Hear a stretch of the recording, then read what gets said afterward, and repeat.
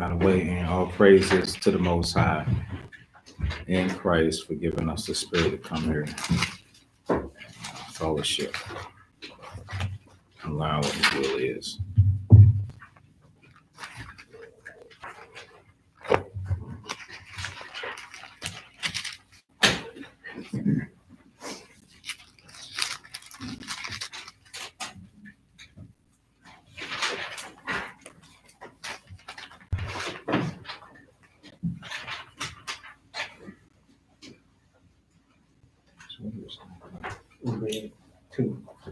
Okay, so now we're in the third chapter, the book of Esther, chapter 3, verse 1. This is Esther chapter 3 and verse 1. After these things did King Ahasuerus promote Haman, the son of Hammedatha, the Agagite, and advance him, and set his seat above all the princes that were with him. And all the king's servants that were in the king's gate bowed and reverenced Haman, for the king had so commanded concerning him. But Mordecai bowed not, nor did him reverence. Then the king's servants, which were in the king's gate, said unto Mordecai, Why transgressest thou the king's commandment? Now it came to pass, when they spake daily unto him, and he hearkened not unto them, that they told Haman to see whether Mordecai's matter would stand, for he had told them that he was a Jew. And when Haman saw that Mordecai bowed not, nor did him reverence, then was Haman full of wrath, and he thought to scorn to lay hands on Mordecai alone, for they had showed him the people of Mordecai. Wherefore Haman sought to destroy all the Jews that were throughout the whole kingdom of Ahasuerus, even the people of Mordecai. Stop. So why do you think that after Haman saw the people that Mordecai was linked up with, that now he wanted to destroy all of them? Because they will feel the same way. They would feel the same way that he felt. No reverence, not bowing down. If you could tell a leader. Yeah, you could tell. And that's what Mordecai was. So if he felt like that, then the rest of the people gonna feel like that too. So he saw, let's get rid of everybody. Okay, go ahead. Verse 7.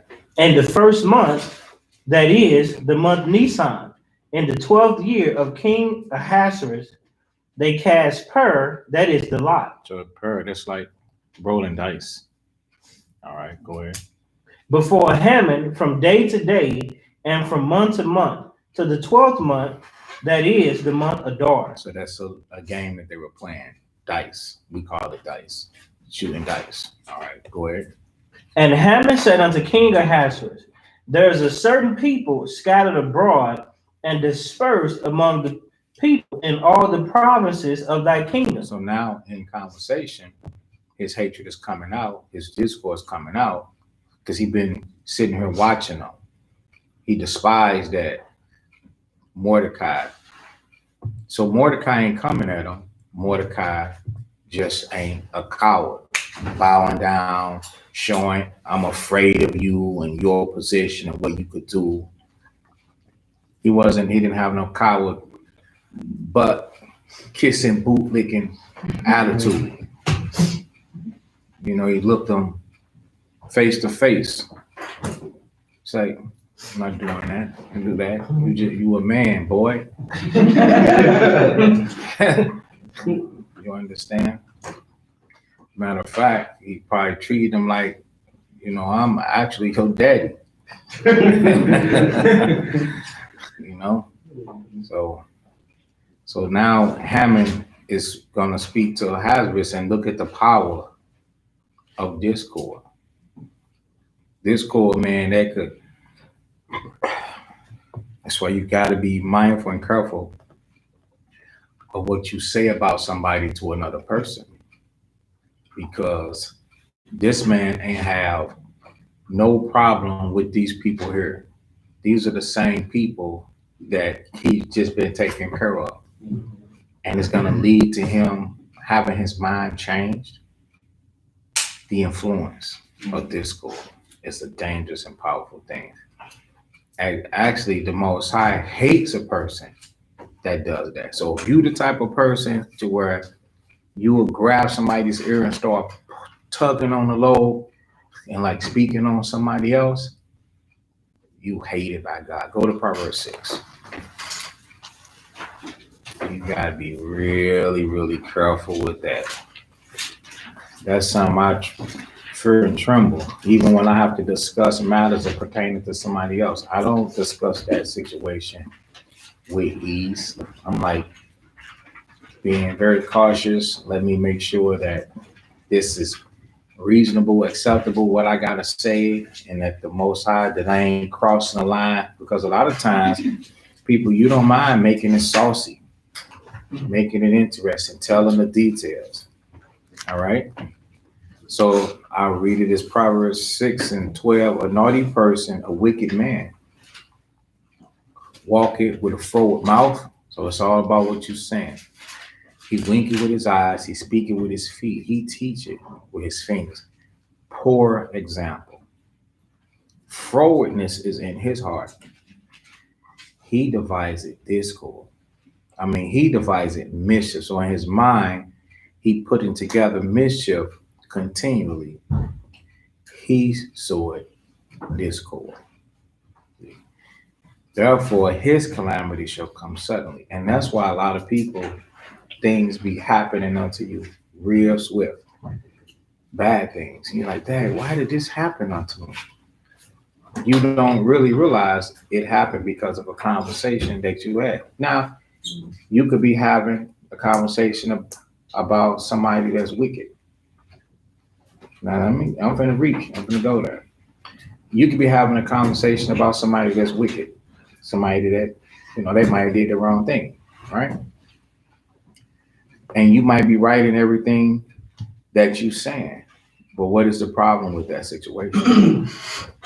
The Most High tells you, when it comes to you and another person, it's wrote in Proverbs 25 and 9 that you should debate that cause with your neighbor himself and discover not a secret to another. Don't discover that you got a problem to another person. Because now not only do you dislike that person, but you're going to cause the other person that you're talking to dislike that person too. And the truth about the matter is you and your feelings and your emotions, and it ain't even like that. So with the Israelites, it wasn't even like that. And Haman is going to call Ahasuerus to want to kill all of them. And it ain't even like that. Look at how powerful and how destructive that situation is. If you don't rule your spirit, you're going to end up with the wrong enemy, and that enemy is the Lord. So that's a little bit more here.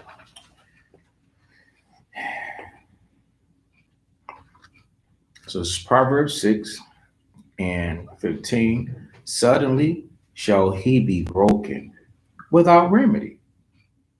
Nobody could fix that. A lot of you come up like, yo, fix this. I'm like, what? What is written? I can't fix that. You make choices and decisions to walk the walk and the path that you path. Now lay in that bed and accept that punishment, because that's your judgment. That's what you wanted. That's what you asked for. That's what you got.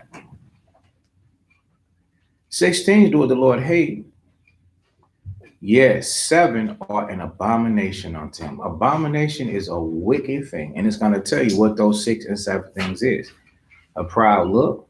So those are our people that look proud. Why is it saying a proud look? You wrong and you don't care. You're going to stare face to face with the correction, with the rebuke, with the reproof, with the instructions, with the word of the Father coming out, telling you to turn and walk this way and that way in the light. And you're going to be just a stiff neck that's hated by God. A lying tongue.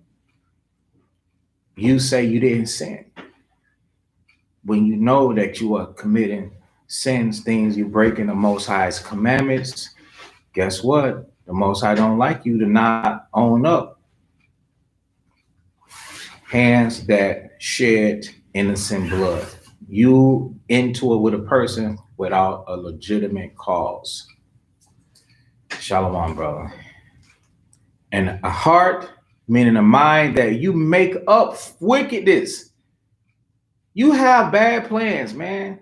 That's you gonna devise a wicked imagination. People sit up and scheme. Listen, babies. A lot of Israelites are babies in this thing. And you don't understand that people, I had to show this to somebody earlier, people will intentionally deceive you because they don't care.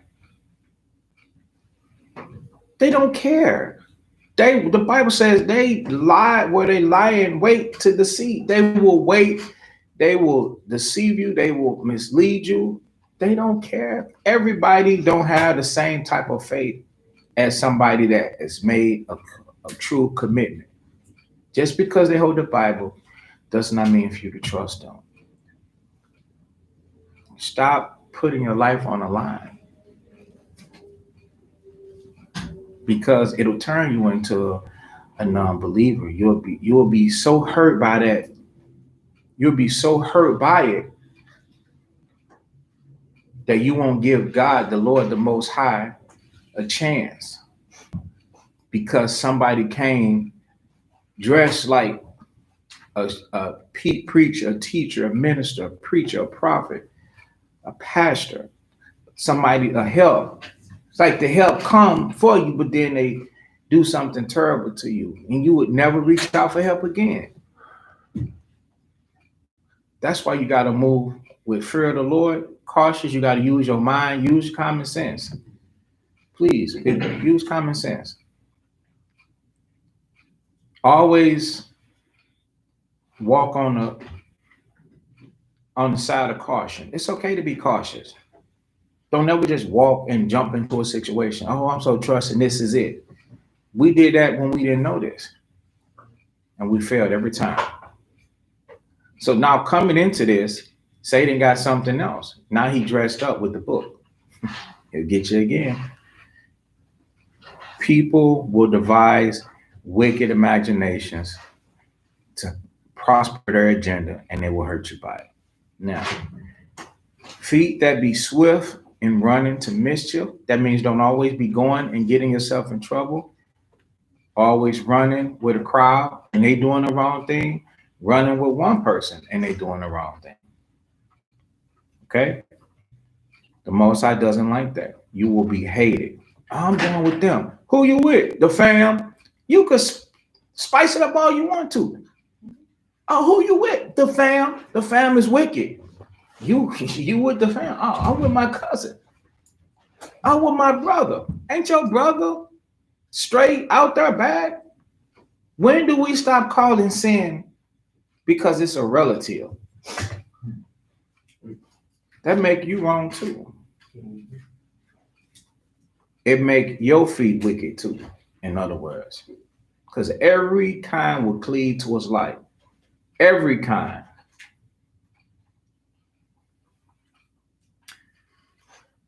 A false witness that speaketh lies, and he that soweth discord among his brother. The Most High doesn't like that. So the Lord didn't like Haman. That's why Haman got him and his whole family. They got the destruction that came with sowing discord, because God hates that. Now we are the people of his flock. We are his inheritance. So when we do that, the Most High still don't like it. He'll chasten us and he'll teach us different. Some of you might get beat up. You might get threatened. You might get shot at. You might get even shot. Your life is still spared. A lot of bad things happen. Somebody threatened, keep my name out your mouth. And you like, you can't believe that that person told them what you said, or and it wasn't even like that. And And that other person, furious. I ain't like you no way. Let's go back.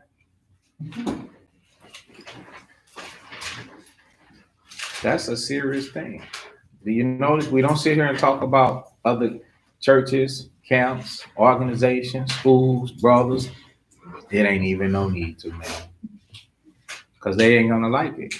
Our opinion on what they doing, they not gonna like it or appreciate it. If we don't like it, then we could say, well, then we need to say something to them.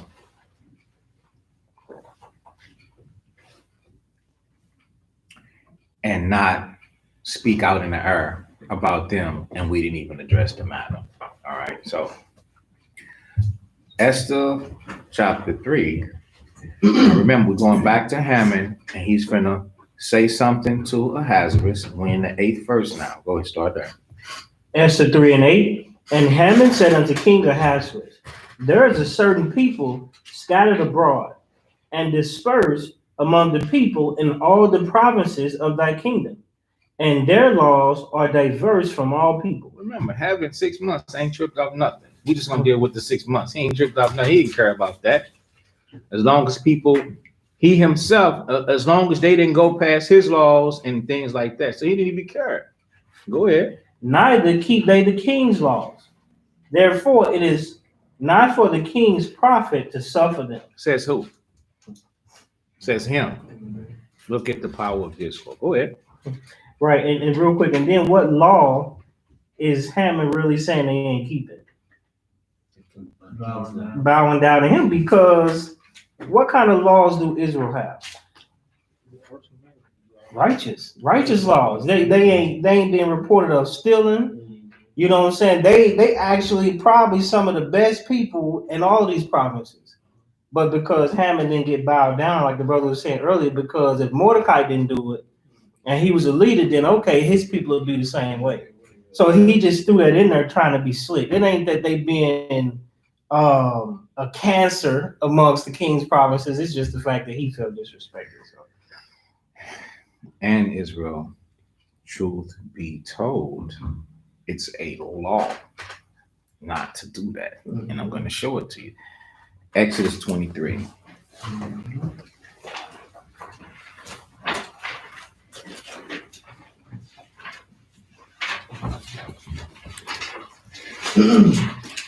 And this is why he didn't do it.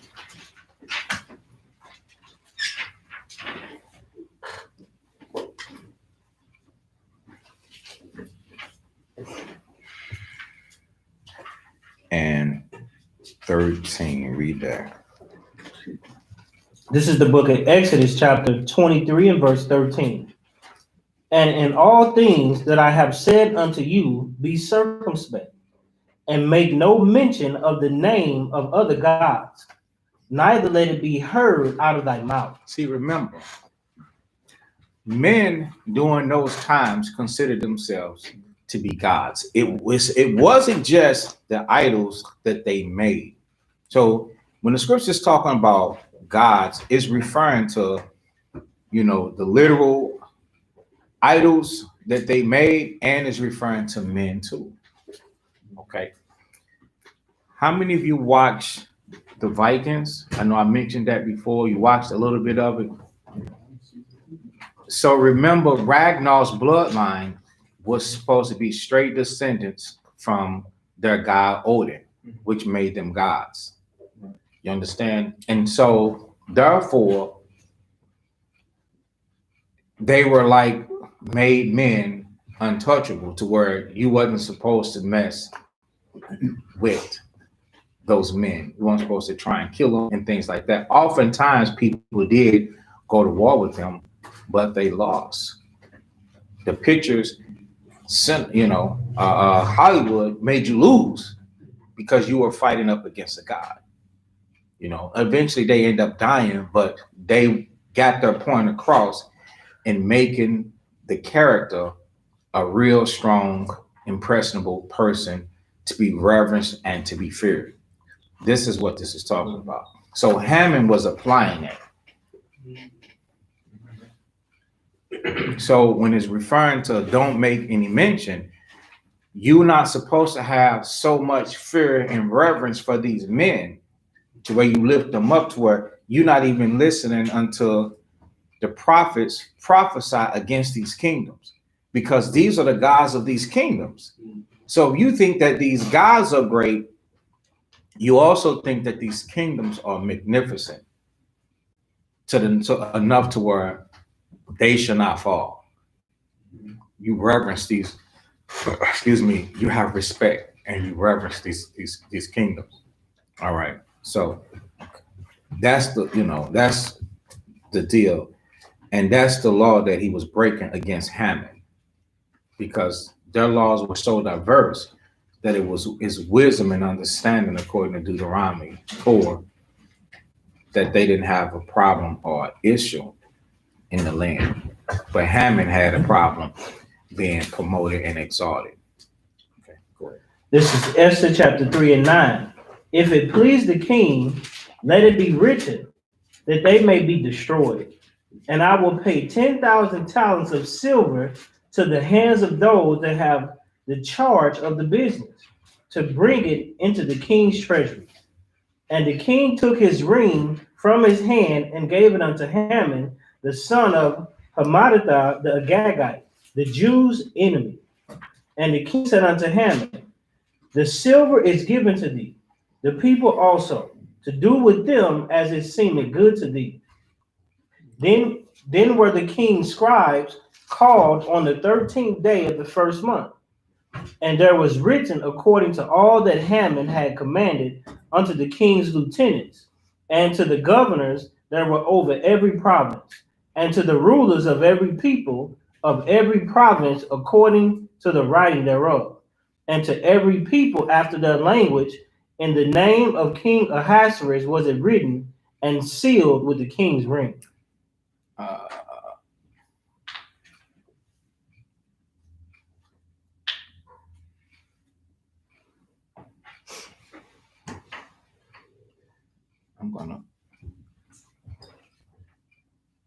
I know that we pumped him up, but we gotta shut him down now. Proverbs 18, Ahasuerus, for doing that. He gave him the silver. He said, go ahead and the people are yours to do what you want to do with them.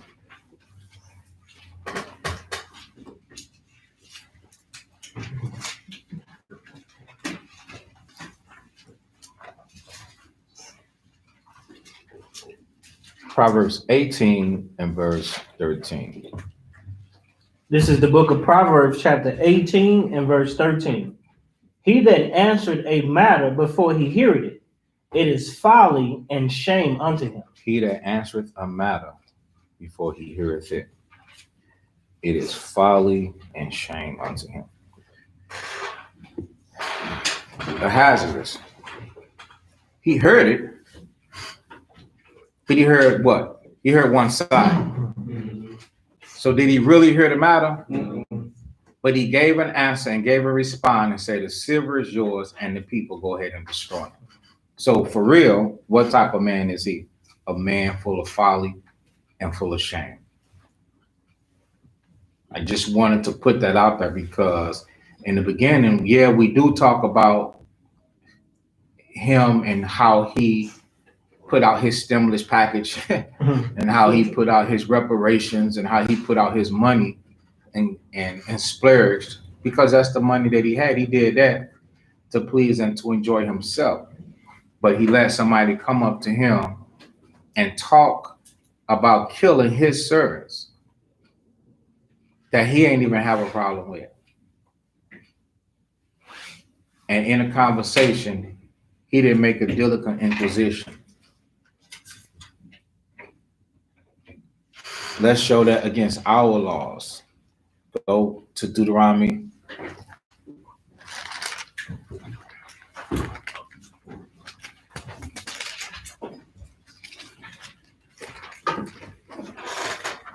Chapter 19.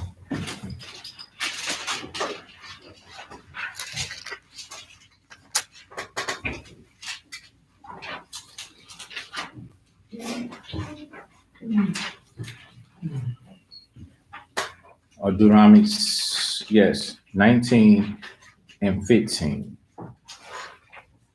This is the book of Deuteronomy, chapter 19 and 15. One witness shall not rise up against a man for any iniquity. Right. So Haman is just one guy. Look at the righteousness of the Father. So one person can't just pop up and have you put to death off of his testimony. Go ahead. Or for any sin, and any sin that he sinned, at the mouth of 2 witnesses, or at the mouth of 3 witnesses, shall the matter be established. All right. So let's go back. Everybody understand it? You understand that? All right. So, quick question, right? So because he handled that situation like that, where he gave a quick answer without listening to both sides. I'm assuming like you can't look at it like that's an isolated incident. When you're saying he's full of folly, is that giving a foresight to the spirit he got overall? So you know how to deal with him going forward.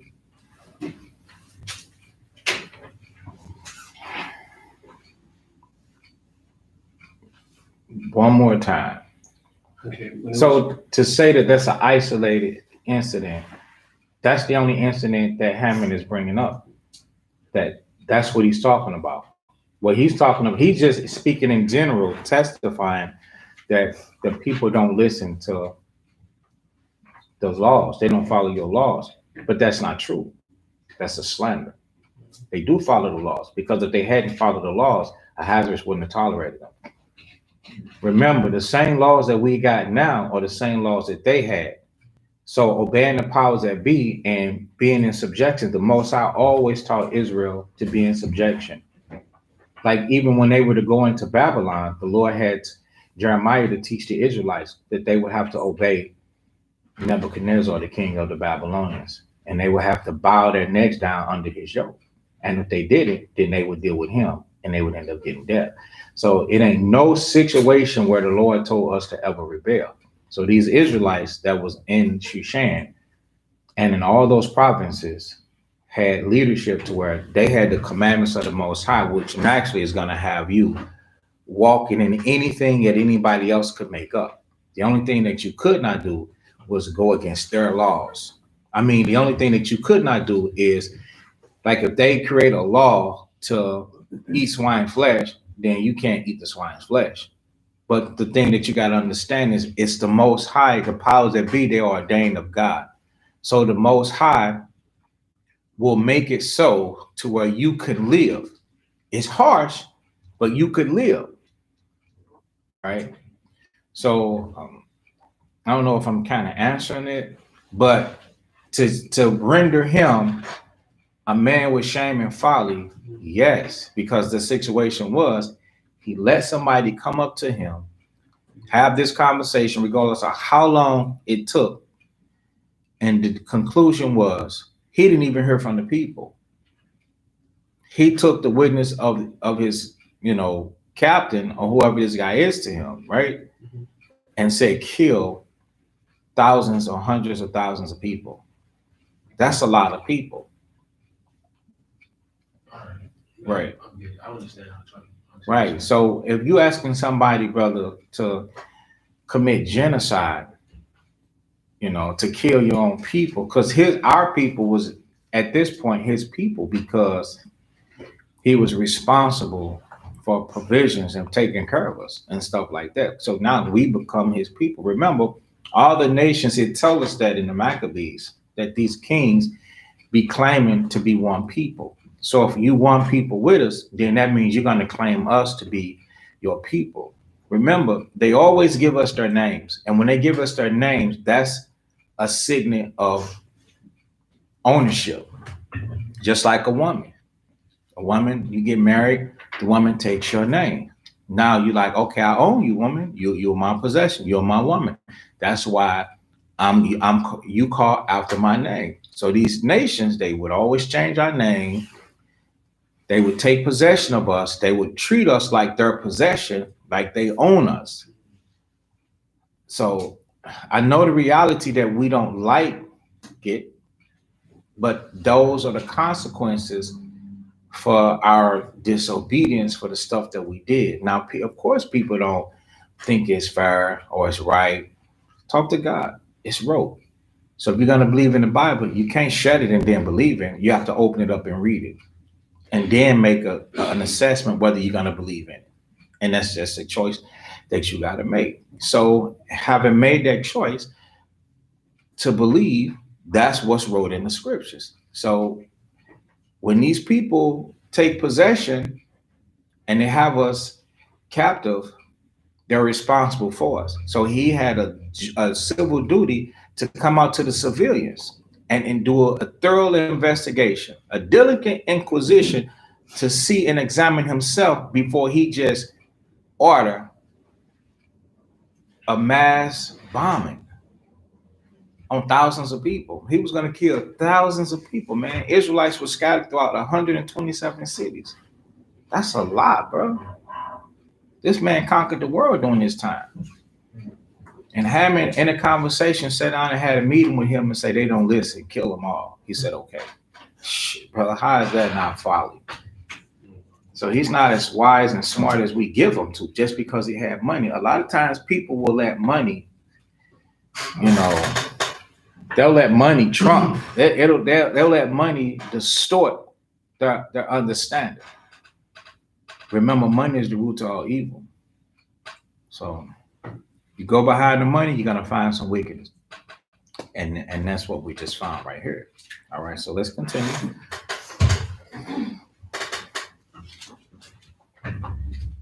Verse 13.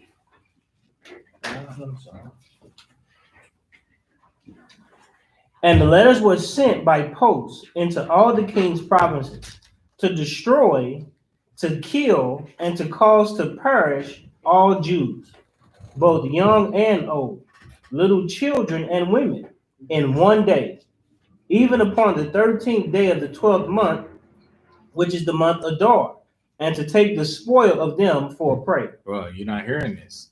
Kill them all. Kill our children. Look at the families in here. The women, the young men with ambition, the young men with expectations. I want to grow up and get married. I'm doing this the right way. Israel was keeping these commandments, bro. Little children. Kill our children. And in these captivities, they be making us defenseless. They destroy you with food, fatten you up. You think you're getting fat for by it's just a coincidence? No. They're feeding you snacks for a reason, because they want you to be strong and healthy. You think they putting alcohol and drugs in your community for no reason? No. They want you disabled. They want you to be feeble and weak. This man is diabolical, man. He is a sinister. This man is crazy.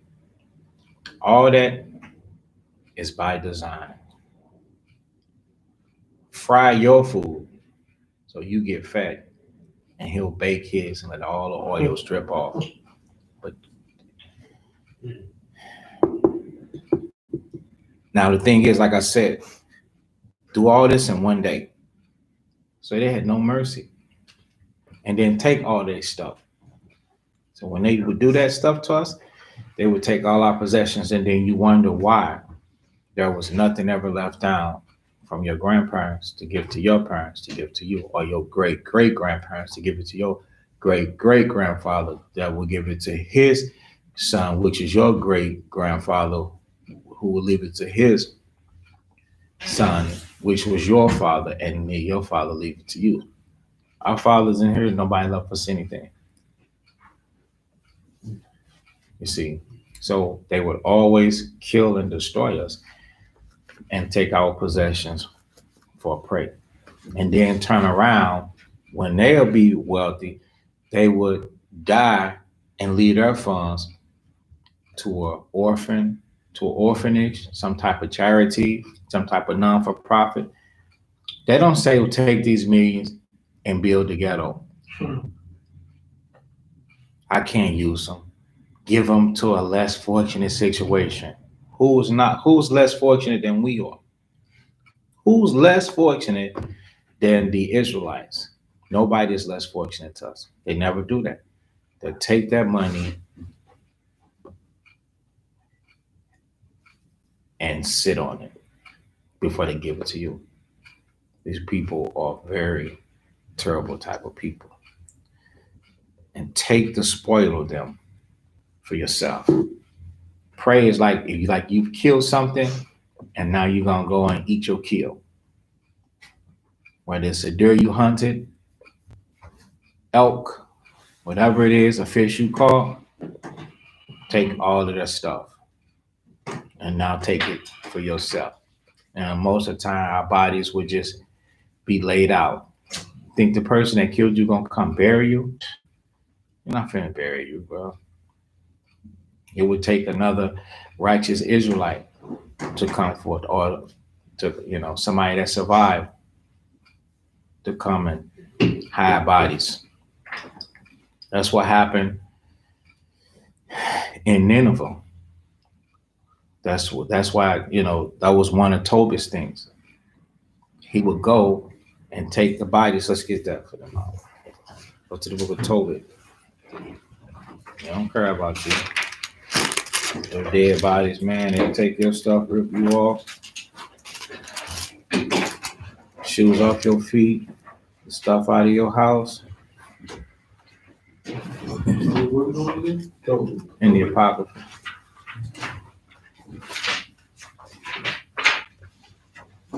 Tobit chapter 1.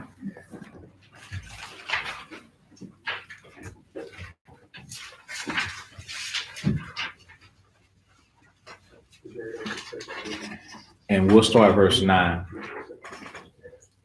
This is the book of Tobit, chapter 1 and verse 9.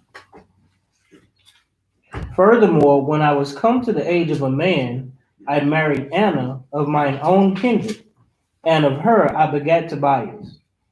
And when we were carried away captives to Nineveh, all my brethren and those that were of my kindred did eat of the bread of the Gentiles. Right, so they went completely off. The Israelites, he saw people going off. That's what that means. They ate the bread of the Gentiles. Go ahead. But I kept myself from eating, because I remembered God with all my heart.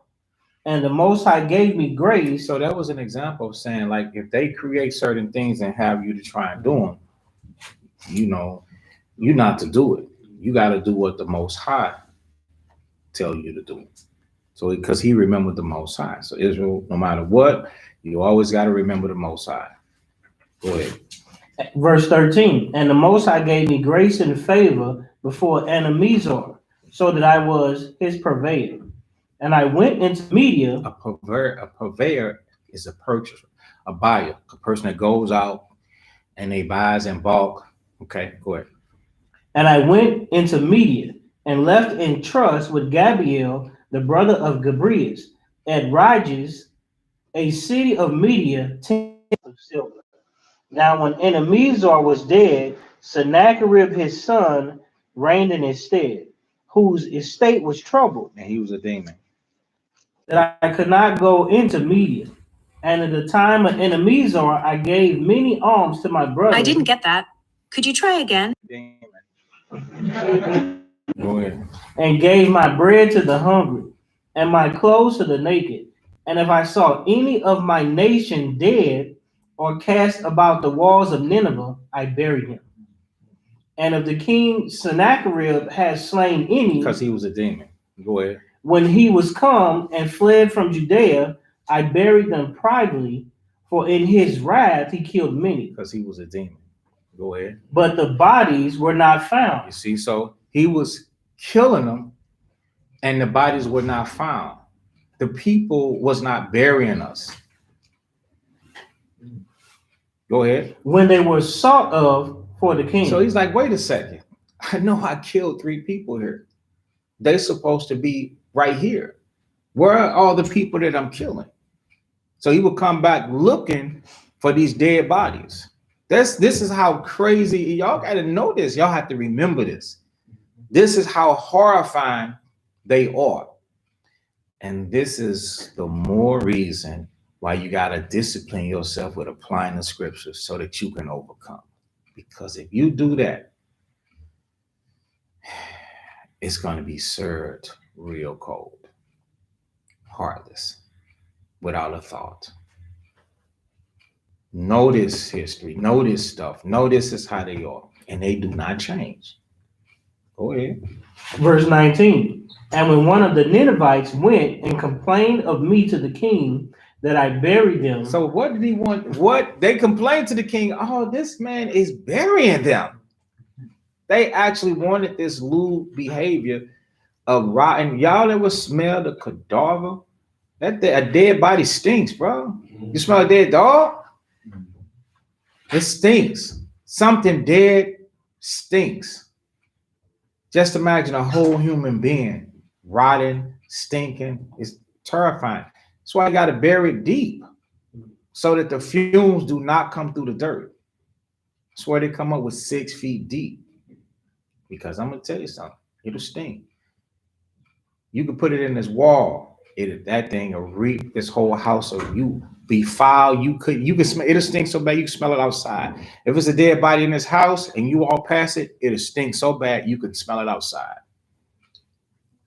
You got to put it deep into the earth so that the earth acts like a filter and keeps it while it deteriorates. It'll keep it from coming through. But he went and complained to the king, like, yo, this guy is burying these people because they wanted to see us suffer, because that's going to mess up your mind, man. You seeing your people, that's going to debase you, that's going to keep fear inside of you, that if you don't act right and do what they say, they're going to kill you too. So they wanted our men to work in fear and tremble, use our energy and our strength, and they wanted to raise our children to do the same thing, and they wanted to always lay down with our women whenever they wanted to. This is the horrifying stories of the stuff that we be going through. Okay, go ahead. And hid myself, understanding that I was sought for to be put to death. I withdrew myself for fear. Then all my goods were forcibly taken away. So they found out who he was, and they went in and took his stuff. Go ahead. Neither was there anything left me beside my wife Anna and my son Tobias. That's it. That's all he had. All his possessions, because he had to run and save his life and get away. And it took everything that he had. So some people be thinking that, oh, I got to get myself together before I get right in the truth, or before I could.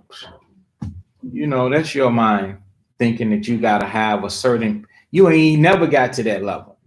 So now all of a sudden you're going to hurry up, speed up, get to a level, and now I'm going to come and serve the Lord. Let's go back. When there are people that have lost they all, and the Most High provided and took care of them. So this is Esther chapter 3, right? 14. Verse 14, a copy of the writing for a commandment to be given to every province was published unto all people, that they should be ready against that day. So they turned all the nations against the Israelites. And in that one day, all nations was going to turn and start killing us. Wherever city, if you see one, drop them on sight. That's what the letters were saying. This is the day. This is like the Purge. Remember they came up with the Purge, the movie? And you get today to do it. And you will not be found guilty. You just read it in the Bible. Now, if they protect themselves and they kill you, that's on you.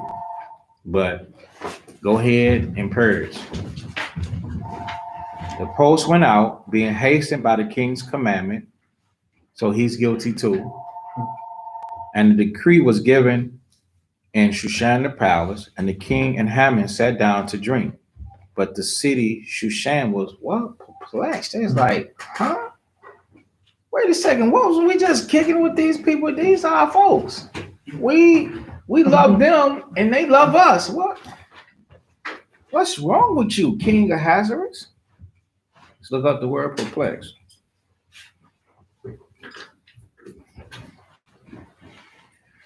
It says completely baffled, very puzzled. Like we don't understand what happened. They send in letters like, yo, kill him. It's like, huh? It's like, yo, man, are you seeing this? He reading it like, kill us? It's like, they were puzzled. It's like, yo, we. So this showing you that he didn't make a diligent inquisition. He didn't come out and do a search and a survey to find out and question anybody. Like, yo, how is people acting? What is their behavior? What's going on? Are these reasonable people? Are they traitors, treason, terrorists? Are they infiltrate? Are they trying to cause war and issues and problems within the communities? What's going on? Do they not like the king? What's going on? They did nothing. He just passed down a sentence. Chapter 4, verse 1. When Mordecai perceived all that was done, Mordecai rent his clothes and put on sackcloth with ashes and went out into the midst of the city and cried with a loud and a bitter cry, and came even before the king's gate, for none might enter into the king's gate clothed with sackcloth. And in every province whithersoever the king's commandment and his decree came, there was a great mourning among the Jews, and fasting, and weeping, and wailing, and many lay in sackcloth and in ashes. So Esther's maids and her chamberlains came and told it her. Then was the queen, exceedingly grieved, and she sent raiment to clothe Mordecai, and to take away his sackcloth from him, but he received it not. Right, because there was nothing to look good about. This is a serious situation. Go ahead. Then Esther called for Hathach, one of the king's chamberlains, whom he had appointed to attend upon her, and gave him a commandment to Mordecai to know what it was and why it was. So Hathach went forth to Mordecai unto the street of the city. So in other words, Esther didn't know. Right. So Hathach is like one of her servants. So she gained servants inside of the palace. So he went forth to Mordecai into the street of the city, which was before the king's gate. And Mordecai told him of all that had happened unto him, and of the sum of money that Haman had promised to pay to the king's treasures for the Jews to destroy them. Also, he gave him the copy of a writing of the decree that was given at Shushan to destroy them, to show it unto Esther, and to declare it unto her, and to charge her that she should go in unto the king to make supplication unto him, and to make request before him for her people, get him to try and reason. And Hathach came and told Esther the words of Mordecai. Again, Esther spake unto Hathach, and gave him commandment unto Mordecai, and all the king's servants and the people of the king's provinces do know that whosoever, whether man or woman, shall come into the king, into the inner court, who is not called, that there is one law of his to put him to death. So he had a silly law that if you wasn't called, you cannot come to him. And if you did, you get put to death. And remember, he's a man that's bent on his laws.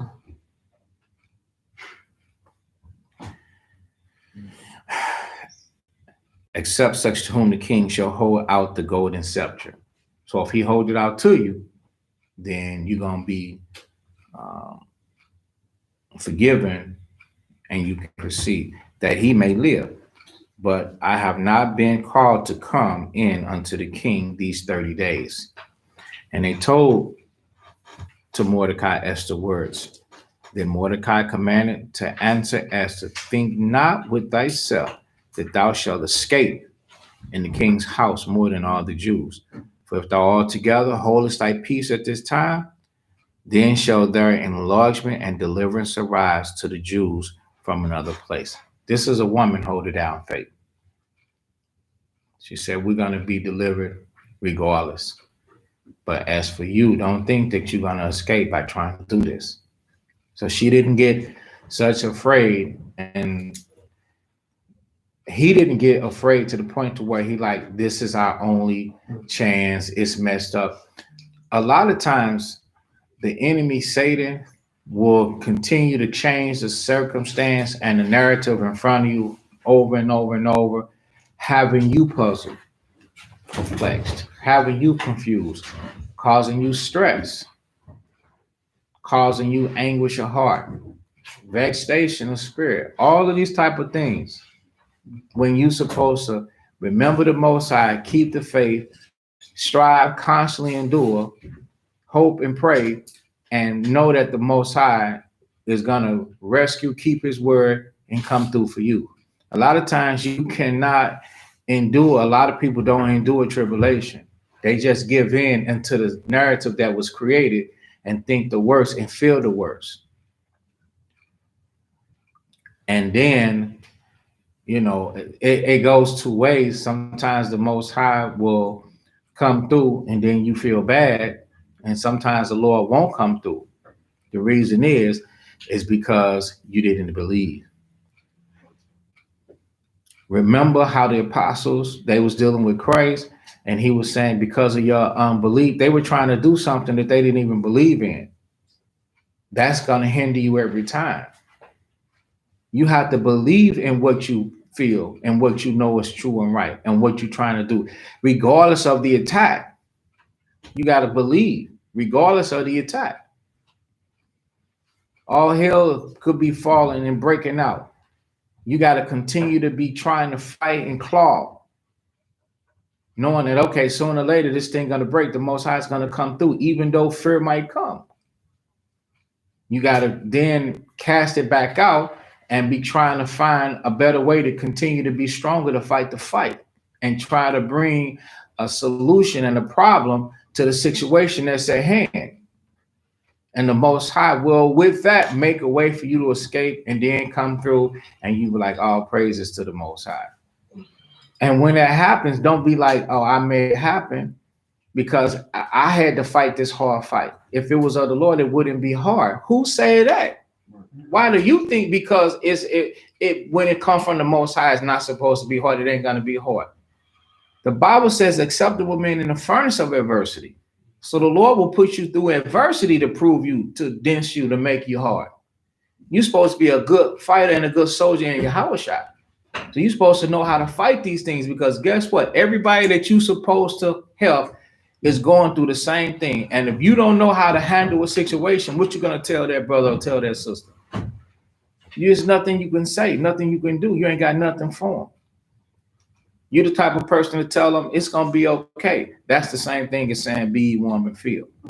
How somebody going to be warmed and filled, but you gave those things, you gave them not those things that are necessary for them to warm them up and to fill them. If you don't have the experience, there's nothing you can do and nothing you can say. You cannot sorrow with them. You can't understand their flight, that they walk, that they travel. You can't understand none of that. So you got to be mindful of this situation. This is a heavy statement that he said, for if thou altogether holdest thy peace at this time, then shall their enlargement and deliverance arise to the Jews from another place. He's like, it's going to happen. You got to know that it's going to happen. This resource fall through, most I open up something else. This, you got to keep on. You got to keep on. You cannot be denied. You got to live like that. I will not be denied. I will not take no. Long as you being righteous and doing the right thing, right, VJ? As long as you being righteous and doing the right thing, guess what? Don't let yourself to be denied. You got to keep on checking this avenue and that avenue, exhausting everything, not losing faith or losing patience. But you got to keep trying. And that's what this is about. He's saying that it's going to come from another place. But thou and thy father's house shall be destroyed. And this was his beloved relative. He didn't even stop. He didn't even hesitate. It wasn't even like that with her. But he's letting her know. I'm letting you know. See, I don't want to say they intentionally like cut her, but He's like, if you are thinking like this, y'all gonna be destroyed. And that's true. Why is that? Because she sought to try and turn her back against her people. But it wasn't like that. She just did not understand. At times we would jump the gun and assume and think that somebody understands or they know the full detail. But he was letting her know, yo, don't even have no fear inside of you. Get that cowardness up out of you. You got a job to do. You got to go to this man. Yeah, we understand what you saying. You ain't been in 30 days, and that's death. If the man don't hold the thing out, who rules him? God the Most High rules him. So now you need to get in there, send up prayers before you go. We praying, et cetera, et cetera, et cetera. So she's going to prepare herself. But let these details of the story fuel us to help us, because at some point and in some time in our life, we're going to have to call in remembrance these great acts that our parents have done and the faith that they had in the Lord. And who knew it, whether thou art come to this kingdom for such a time as this. Then Esther bade them return Mordecai this answer, go and gather together all the Jews that are present in Shushan and fast ye for me. So she's like, okay, she gonna be guided. She's allowing her uncle to guide her. He said, go and gather everybody and y'all fast for me. So remember the prayer of a fervent prayer availeth much. So together the Most High is actually seeing them work together. A lot of people don't understand. That's what the Most High be wanting Israel to do. The Most High be wanting you to work together. Remember that, work together. So as soon as you start falling to pieces, you're not working together. It's not the will of the Father.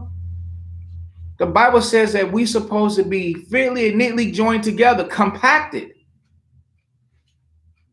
You're supposed to work together. Every joint's supposed to supply. You're supposed to work together. And fast you for me and eat neither food nor drink 3 days. So that's what a true fast is. It's not, well, I'm fasting, but I'm drinking water. I'm fasting, but I'm drinking tea. No, you're just drinking tea and you didn't have nothing to eat. Understand? That's all it is. You know, people, they be reinventing some stuff, brother. It says,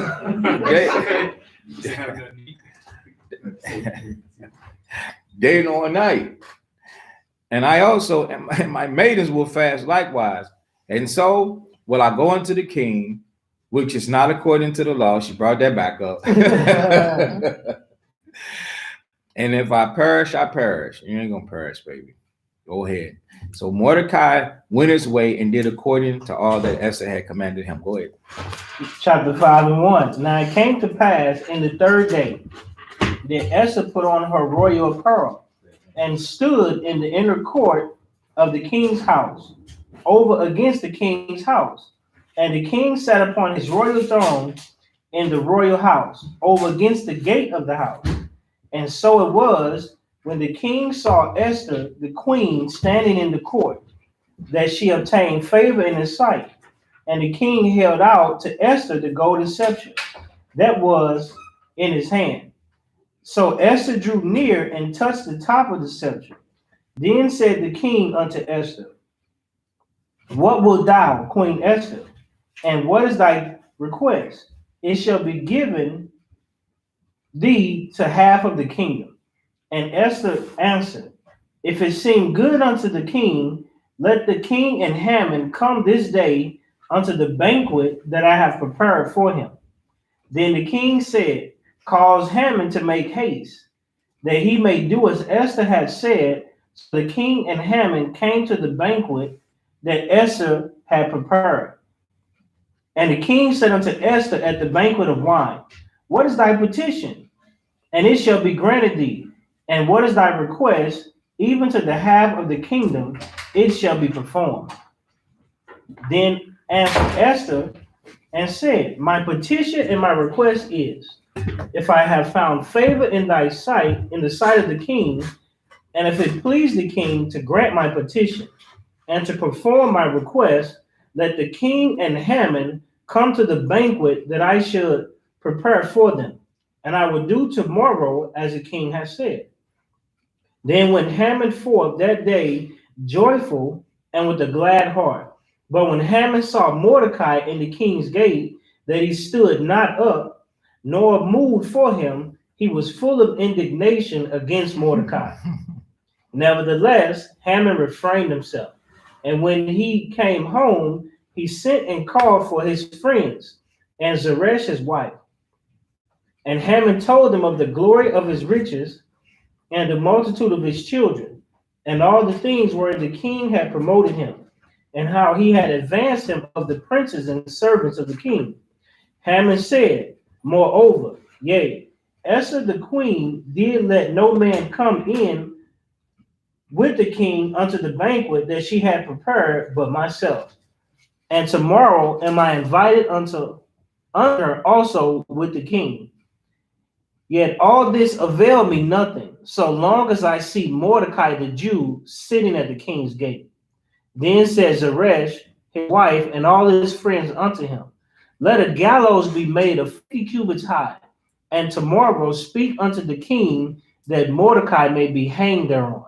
Then go thou in merrily with the king unto the banquet, and the thing pleased Haman, and he caused the gallows to be made.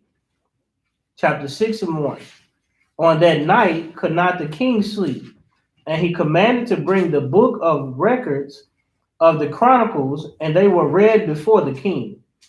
And it was found written that Mordecai had told of Bigtha and Teresh, two of the king's chamberlains, the keepers of the door, who sought to lay hand on the king Ahasuerus. And the king said, what honor and dignity had been done to Mordecai for this? Then said the king's servants that ministered unto him, there is nothing done for him. And the king said, who is in the court? Now Haman was come into the outward court of the king's house to speak to the king to hang Mordecai on the gallows that he had prepared for him.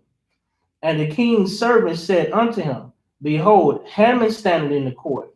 And the king said, let him come in. So Haman came in, and the king said unto him, what shall be done unto the man whom the king delighted to honor? Now Haman thought in his heart, to whom would the king delight to honor more than myself? And Haman answered the king, for the man whom the king delighted to honor, let the royal apparel be brought with the king, which the king useth to wear, and the horse that the king rideth upon, and the crown royal which is set on his head. And let this apparel and the horse be delivered to the hand of one of the king's most noble princes, that they may array the man withal whom the king delighted to honor, and bring him on horseback through the street of the city, and proclaim before him, thus shall it be done to the man whom the king delighted to honor. Then the king said to Haman, make haste, and take the apparel and the horse as thou hast said, and do even so to Mordecai the Jew, that sitteth at the king's gate. Let nothing fail of all that thou hast spoken. Then took Haman the apparel and the horse, and arrayed Mordecai, and brought him on horseback through the street of the city, and proclaimed before him, thus shall it be done unto the man whom the king delighted to honor. And Mordecai came again to the king's gate, but Haman hasted to his house mourning and having his head covered. And Haman told Zeresh his wife and all his friends everything that had befallen him. Then said his wise men and Zeresh his wife unto him, if Mordecai be of the seed of the Jews, before whom thou hast begun to fall, thou shalt not prevail against him, but shall surely fall before him. And while they were yet talking with him, came the king's chamberlains and hasted to bring Haman unto the banquet that Esther had prepared. This is Esther chapter 7 and 1. So the king and Haman came to the banquet with Esther the queen. And the king said again unto Esther on the second day at the banquet of wine, what is thy petition, Queen Esther? And it shall be granted thee. And what is thy request? And it shall be performed even to the half of the kingdom. Then Esther the queen answered and said, if I have found favor in thy sight, O king, and if it please the king, let my life be given me at my petition, and my people at my request. For we are sold, I and my people, to be destroyed, to be slain, and to perish. But if we have been sold for bondmen and bondwomen, I had held my tongue, although the enemy could not countervail the king's damage. Then the king Ahasuerus answered and said unto Esther the queen, who is he, and where is he, that durst presume in his heart to do so?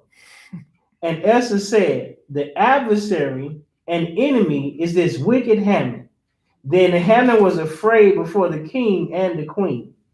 And the king, arising from the banquet of wine in his wrath, went into the palace garden.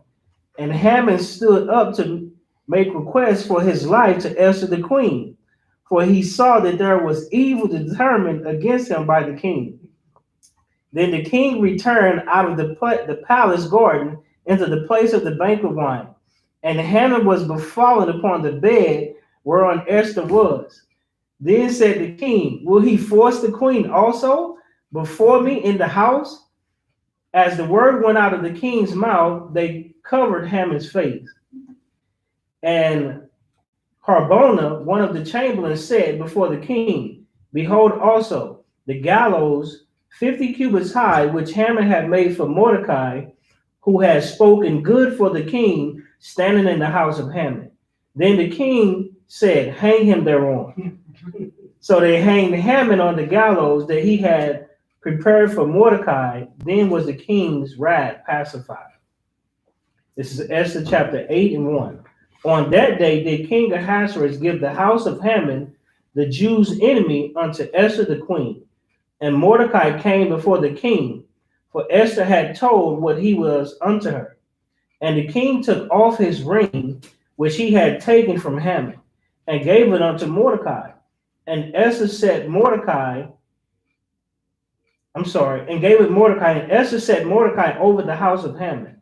And Esther spake yet again before the king, and fell down at his feet, and besought him with tears to put away this mischief of Haman the Agagite, and his device that he had devised against the Jews. Then the king held out the golden scepter toward Esther. So Esther rose and stood before the king, and said, if it please the king, and if I have found favor in his sight, and the thing seem right before the king, and if I be pleasing in his eyes, let it be written to reverse the letters devised by Haman, the son of Amminadab, the Agagite, which he wrote to destroy the Jews, which are in all the king's provinces. Hey, after I got up, I continued to listen and hear everything that was being said. And I started to say from the other room, do y'all really realize what happened after Esther had a chance to speak? As soon as she spoke, the thing that was said was of the Lord. It wasn't Esther. I want us to go to Matthew chapter 10.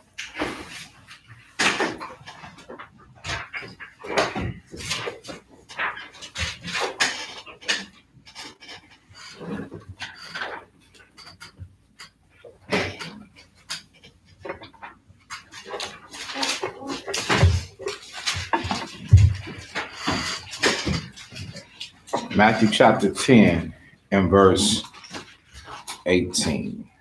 Read that. This is the book of Matthew chapter 10 and verse 18. And ye shall be brought before governors and kings for my sake. So, did that just happen? Hey, go ahead. For a testimony against them and the Gentiles. But when they deliver you up, take no thought how or what you shall speak. Right. Because it wasn't her. And the Lord is going to show you why. Meaning, don't even worry about what you're going to be saying. Go ahead. For it shall be given you in that same hour where ye shall speak. For it is not ye that speak, but the Spirit of your Father which speaketh in you. So from the moment when he had said, tell me, what is it that I can do for you? The moment she opened her mouth, that was the Lord. Because she didn't just bust right out and be like, he lying. You know how we would, that's us. He lying. He gonna get everybody killed. That ain't right. This. Nah. Strategically, she's like, let's have a dinner. And you invite Hammond. And me, you, and him, we're gonna come. And we're gonna this, that. From the whole time, that whole setup. And then she ended up pleading for her life by saying, just spare me my life. Like, what? What are you talking about? Yeah, he gonna kill me. The whole time. For it is not you that's speaking, but the spirit of your father that's speaking in you. So the Most High had her to put that strategy together. I heard it. As soon as it came out, I'm like, man, she couldn't come up with that on her own. Because by nature, people are always trying to prove their innocence. And they can't hold it. Just think about when you see somebody in court. They can't hold it together. They can't keep it together. Being frantic makes you look innocent. I mean, guilty. It doesn't make you look innocent. You being loud and angry makes you look like you're lying. To have poise and control, that's a spirit there. You gotta come in a civilized fashion, even though the circumstance is grave, because you're trying to display somebody, you're trying to display to others that I'm a controlled person. This stuff is said against me, but I didn't do it. I need you to see this part about me. Not, could you have did this? Look how angry you are now. Look at this and look at that. And you say, oh, well, I'm doing this because I'm mad. I'm crying because I'm mad. You know how many people do that and they be lying because they're afraid of the consequences, even though they did that? Mm-hmm. So she was totally under the control of the Father. So it's more though. Did you read verse 10 or 20? Yeah. For it is not ye that speak, but the spirit of your Father which speaketh in you. When I learned this being young, I never worried about it since then. The scriptures say, for it is not ye that speak. This was almost one of the first precepts that I learned to remember, Matthew 10 and 20. But the spirit of your Father was speaking in you. That has always given me the courage to do the work of the Father and knowing that it is the Most High that's going to speak. And that's why you'll always be hearing me say, it's the Most High that's speaking to you. It's the Most High that's speaking to you. And I've said, which I've corrected, because it doesn't sound some type of way. It's not meant to be personal. When I say personally, I don't care. I'm gonna refrain from saying it because it'll give you the wrong impression about what I'm thinking. Typically, people don't nag you about the choice that you make. You want to be a dope head, be dopey. No, stinking. I mean, people don't be overly concerned on how you deal with yourself. You want to be a playboy player? Go do you. Do it to the fullest. People don't typically intervene and stop you from doing whatever you trying to do. They let you do you. So all I'm saying, the natural state of a person, they don't care. Like, oh, you mind me? I got this little bride with me. I'm gonna stop by and see you. Nah, man, I don't care. That's the natural state of people don't care. But somebody spiritual, filled with the spirit of the Father in Christ, they're gonna be like, that's not right. You can't do that. Carry yourself a certain way. Live a certain way. Do things a certain way. So it's the Father that's speaking unto you because it is God that cares about you. the scriptures tell you that he cared about you, that he cared for you. All right. So we got quite a bit to go. We're gonna keep pushing. Where'd you stop at? Esther, I get something real quick. Jeremiah chapter 1. To kind of go with what's said, and it's a purpose on why this happened to Esther. And it's something that we got to keep in mind, in our walk and everything that we do. Jeremiah chapter 1 and 6. Then said I, Lord, but I cannot speak, for I am a child. So remember, at first Esther was kind of like, well, I ain't been before the king in 30 days. She threw that law out there. So that's what she spoke to Mordecai.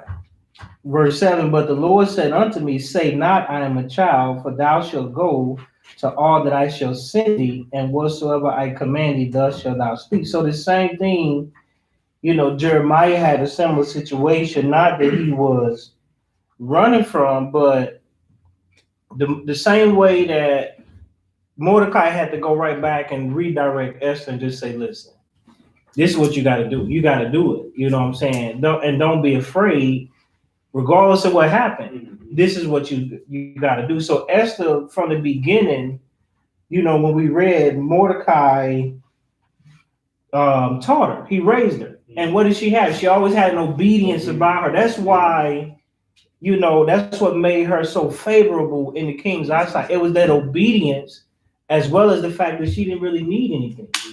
So the same thing here, Jeremiah was obedient. Even though he may had a glimmer of fear of having a great task, not a fear because he didn't want to go against the commandment, but Jeremiah was raised to be a deliverer to Israel too, to teach Israel the same way that Esther. So it's a great task. It's the task that's kind of set before you and not, trying to be rebellious. Right. So the Most High had to say, you're going to go and do it. Verse 8, it says, be not afraid of their faces, for I am with thee to deliver thee, said the Lord. So Esther couldn't be afraid of the law, the type of man that Ahasuerus was. When he made a law, because remember, she threw that back in at the end. If I die, I die. This man, when he made a law, he ain't going against it. But she turned right back around and was obedient. And as soon as she came through the door, what happened?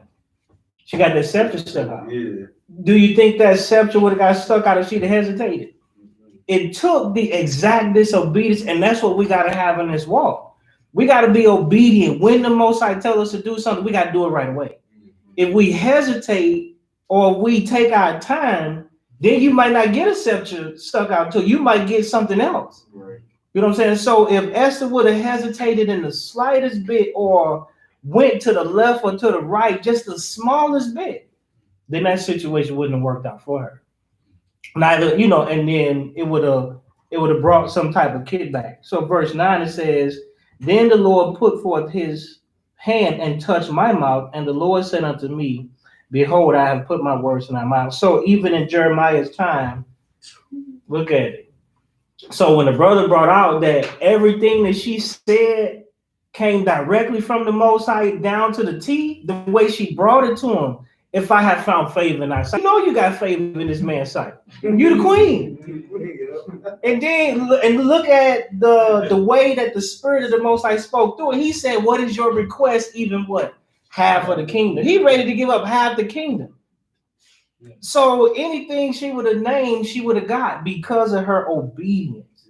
And because she had a pattern of doing exactly what she was told and not being afraid. So I just wanted to add that, because the same thing happened to Jeremiah. As soon as he was obedient, the Most High came right in and spoke through him too. So I just wanted to add that. So this is Esther chapter 8.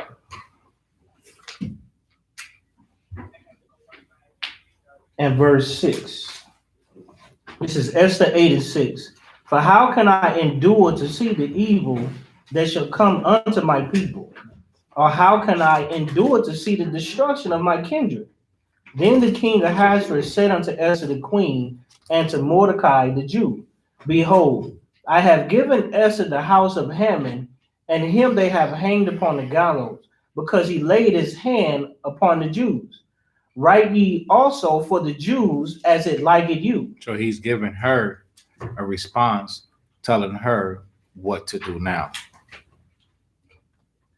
For in the king's name and seal it with the king's ring, for in the writing which is written in the king's name and sealed with the king's ring, no man can reverse. Then were the king's scribes called at that time in the 3rd month, that is, the month of An, on the 23rd day thereof. And it was written according to all that Mordecai commanded unto the Jews, and to the lieutenants, deputies, rulers of provinces which were from India and to Ethiopia, 127 provinces, unto every province according to the writing thereof, and unto every people after their language, and to the Jews according to their writing, according to their language. And he wrote in the king Ahasuerus' name and sealed it with the king's ring, and sent letters by post on horseback and riders on mules, camels, young dromedaries, wherein the king granted the Jews which were in every city to gather themselves together and to stand for their life, to destroy, slay, and cause to perish all the power of the people and province that would assault them.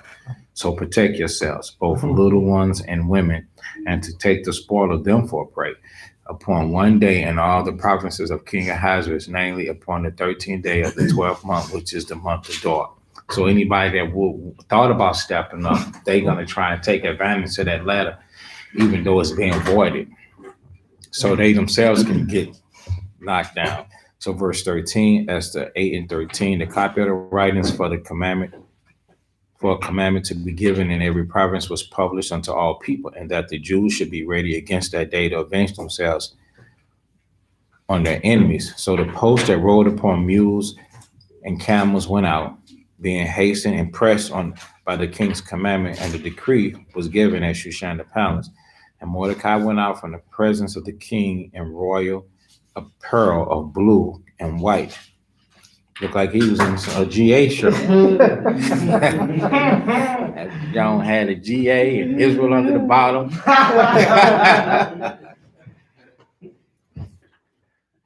With a great crown of gold, and with a garment of fine linen and purple. And the city of Shushan rejoiced and was glad. And the Jews had light and gladness and joy and honor, and in every province and in every city, whathersoever the king's commandment was, and his decree came, the Jews had joy and gladness, a feast and a good day. And many of the people of the land became Jews, for the fear of the Jews fell upon them. So what do you think it means they became Jews? Meaning they began to follow after the Israelites. Okay. So you cannot become a Jew, but you begin to follow after us because of the fear. All right.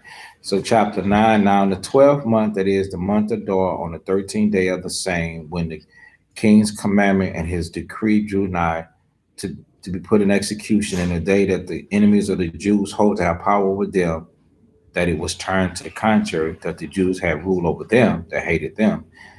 The Jews gathered themselves together in the cities throughout all the provinces of the king Ahasuerus to lay hand on such as sought their hurt, and no man could withstand them, for the fear of them fell upon all people and all the rulers. So remember, if the Most High is involved, remember he's gonna fill them with dread and fear, so they will be afraid. Remember, the harlot Rahab said that they knew that how the Most High had dealt with them, with all these other nations, and that their nation, their people, their hearts melted. So that's what's happening. And all the rulers of the provinces and the lieutenants and deputies and officers of the king helped the Jews, because the fear of Mordecai fell upon them. So now Mordecai is a person of authority because the king dressed him up. For Mordecai was great in the king's house, and his fame went out throughout all the provinces. For this man, Mordecai, waxed greater and greater. When you have righteous people and you have people following the leadership of those righteous people, even in captivities, the Most High would help you. Why ain't the Most High helping us here in America? because the people despise their leaders. The ones we out here teaching this Bible and walking and die sacrifice, you see it. But the masses of our own people, they hate us. So if the Lord he be jacking them up.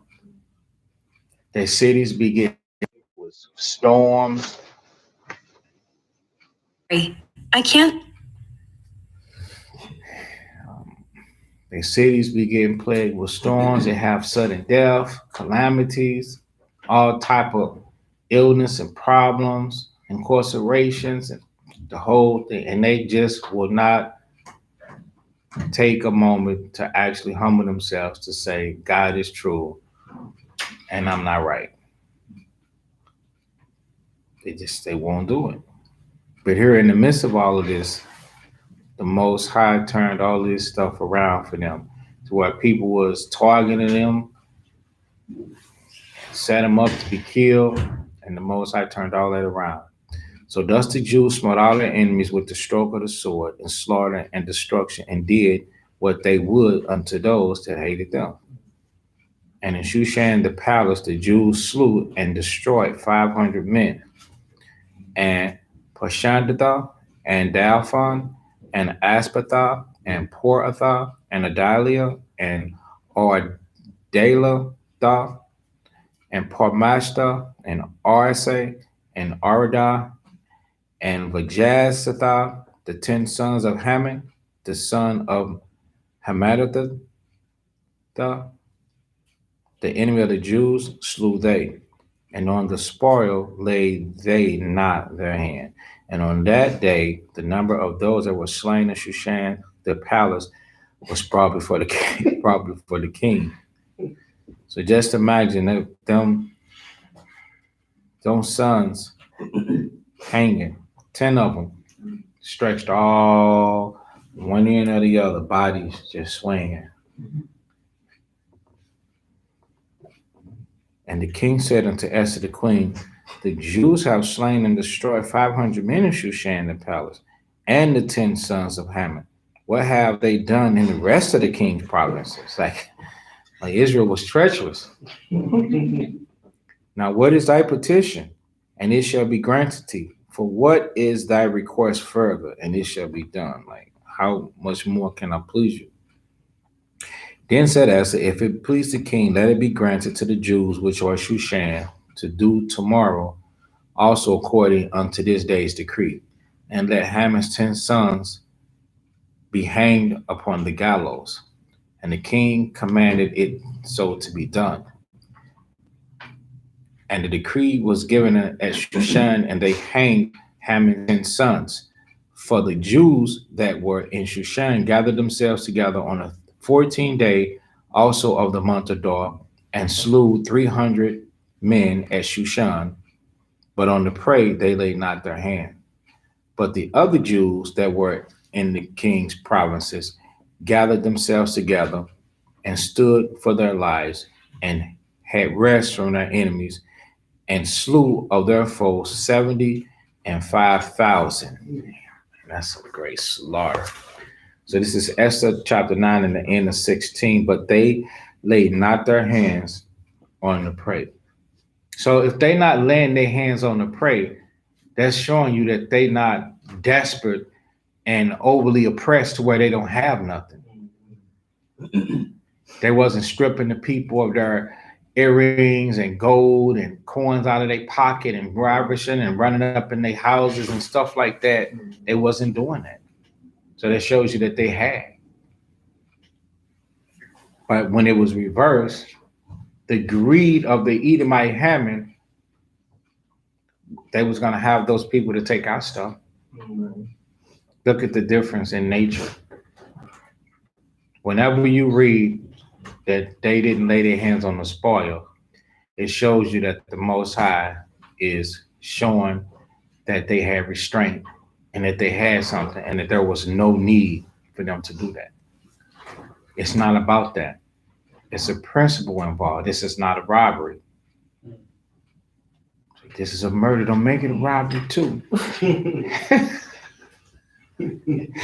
It wasn't a robbery. It was just self-defense. It's not about your stuff. So, but they laid not their hands. Now, verse 17.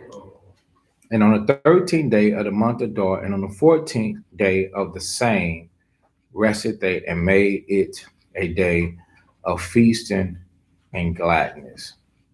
All right. So they're showing you that when it says they rested, they stopped from everything that they were doing. They rested in it.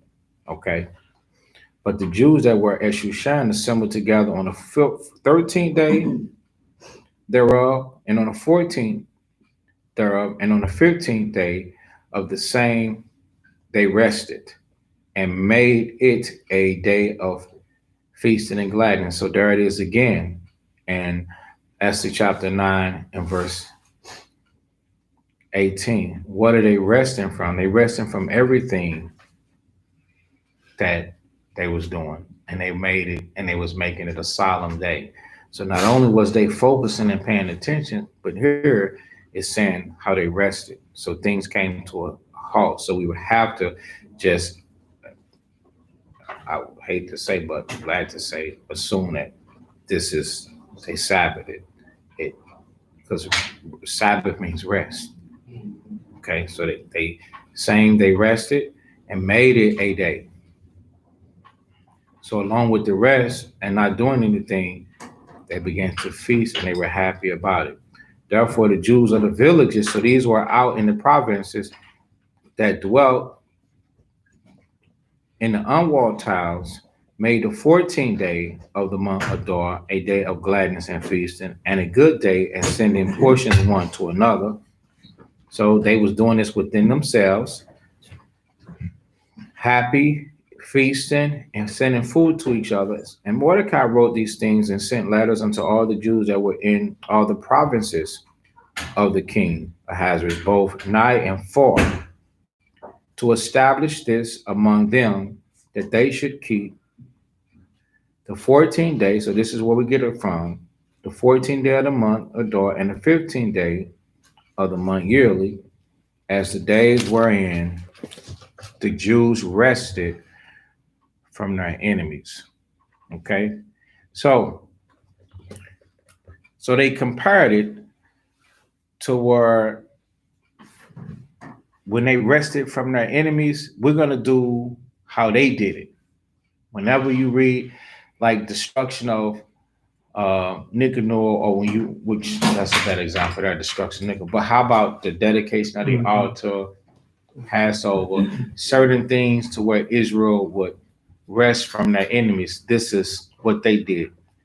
But we got the other part in the 18th verse, where it says they rested, just showing that they treated this, how you pronounce it, sabbatical, in that type of spirit. All right. So when you go back to 22, so the Jews rested from their enemies, and the month which was turned unto them from sorrow to joy, and from mourning unto a good day, that they should make them days of feasting and joy, and sending portions one to another, and giving gifts to the poor. And so this is where we got this from. Okay. Remember, they were sending portions one to another, and they also were sending gifts one to another. So I know it says the poor, but they were also giving gifts to whom they saw fit. All right. And the Jews undertook to do as they had begun, and as Mordecai had written unto them. So it was Mordecai that was establishing everything, because Haman, the son of Hammedatha, the Agagite, the enemy of all the Jews, had devised against the Jews to destroy them, and had cast per, that is the lot, to consume them and to destroy them, like shot dice. Do I kill them or do I not kill them? Something in this precept, a lot of people seem not to understand. When we have an enemy against one, there's an enemy against all. If this person has an issue and a problem against one, they got them against all. So the Lord is telling us that these nation and races of people are these people that they are our enemies, but sometimes we will have people that will feel like, yo, they are not all our enemies. I'm sorry to tell you, not sad, but I'm sorry to tell you, they are an enemy unto us all, even unto you that don't want to believe that they're your enemies. Wait till it's time for you to get served up. It's either you or them, and see if they die for you like the Lord died for you. They're not gonna hide you, conceal you. They're not gonna do none of those things. They ain't gonna put their neck on the line for you. And anybody that did that in time past, they was only being controlled by the Most High to do that in that time. And that's because those people were worthy of deliverance. But somebody, and you might think that you worthy of deliverance, but if the Most High says that you're not, then you're not. And I know somebody might have a problem with that or what I just said, because people all the time listen to these videos and go through them with a time, find two comments, say, well, you said this and you said that. Who said that? You the person that say that are worthy. So I make sure. I said, the Lord, the Most High, if he say that you are not worthy, if you live your whole life being wicked and unbelieving and loving things that the Lord say come away from out from among them, but you stay there, how is he then gonna esteem you worthy of being delivered from them? He'll give you over to their hands.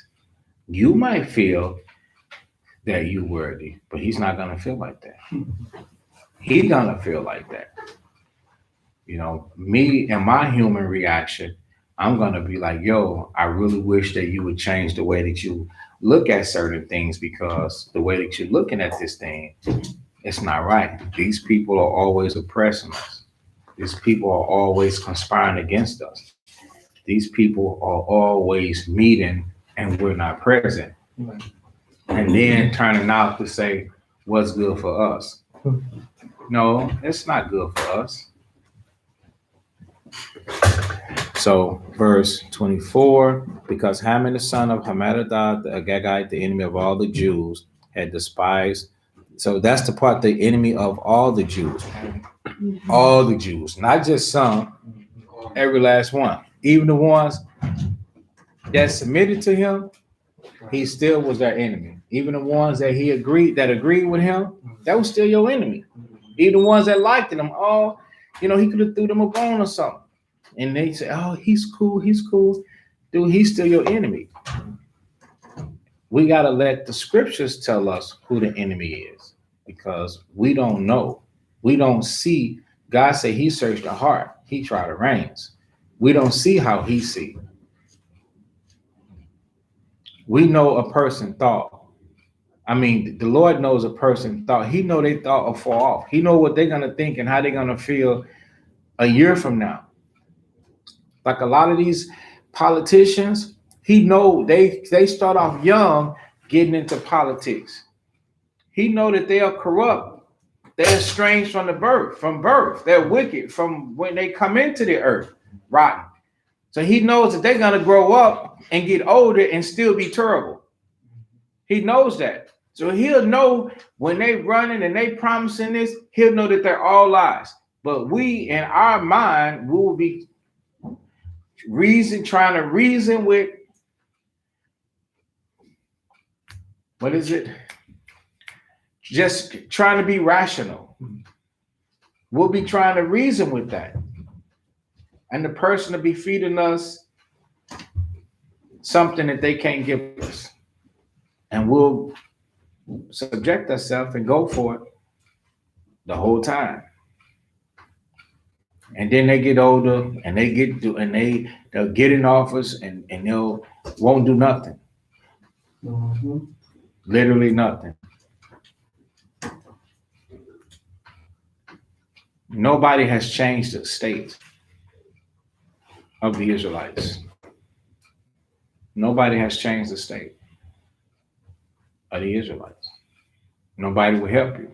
Therefore, they still oppose you. They say what they're going to do, and they do nothing. That's an enemy. You don't let a friend help. A friend would help you. He would give you the type of help that you need. You would ask a friend for help, and he would say, "How can I help you?" And then you would tell him how he could help you, and then he would help you, and then he would do it. That has never been done. The condition that we in, we need immediate assistance. We don't need a job. See, I'm gonna create 1 million more jobs. So, dude, so you still saying that you want us to try? You want us to take hours and days and months and years to try and pull ourselves up out of a 500-600 year deficit? That's what you selling me? I ain't gonna live that long to do that. You saying? We want pleasure. We want instant gratification. We want pleasure now. No, want you to sell away. Straight up.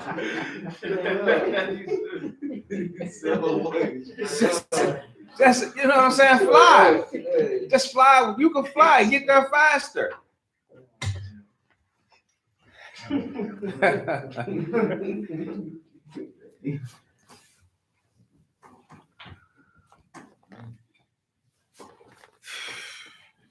Can I just say that I noticed, especially recently, whenever it comes any election, roughly every 4 years, we really are like the focal point, you know, as far as the Negroes and everything, like where we at.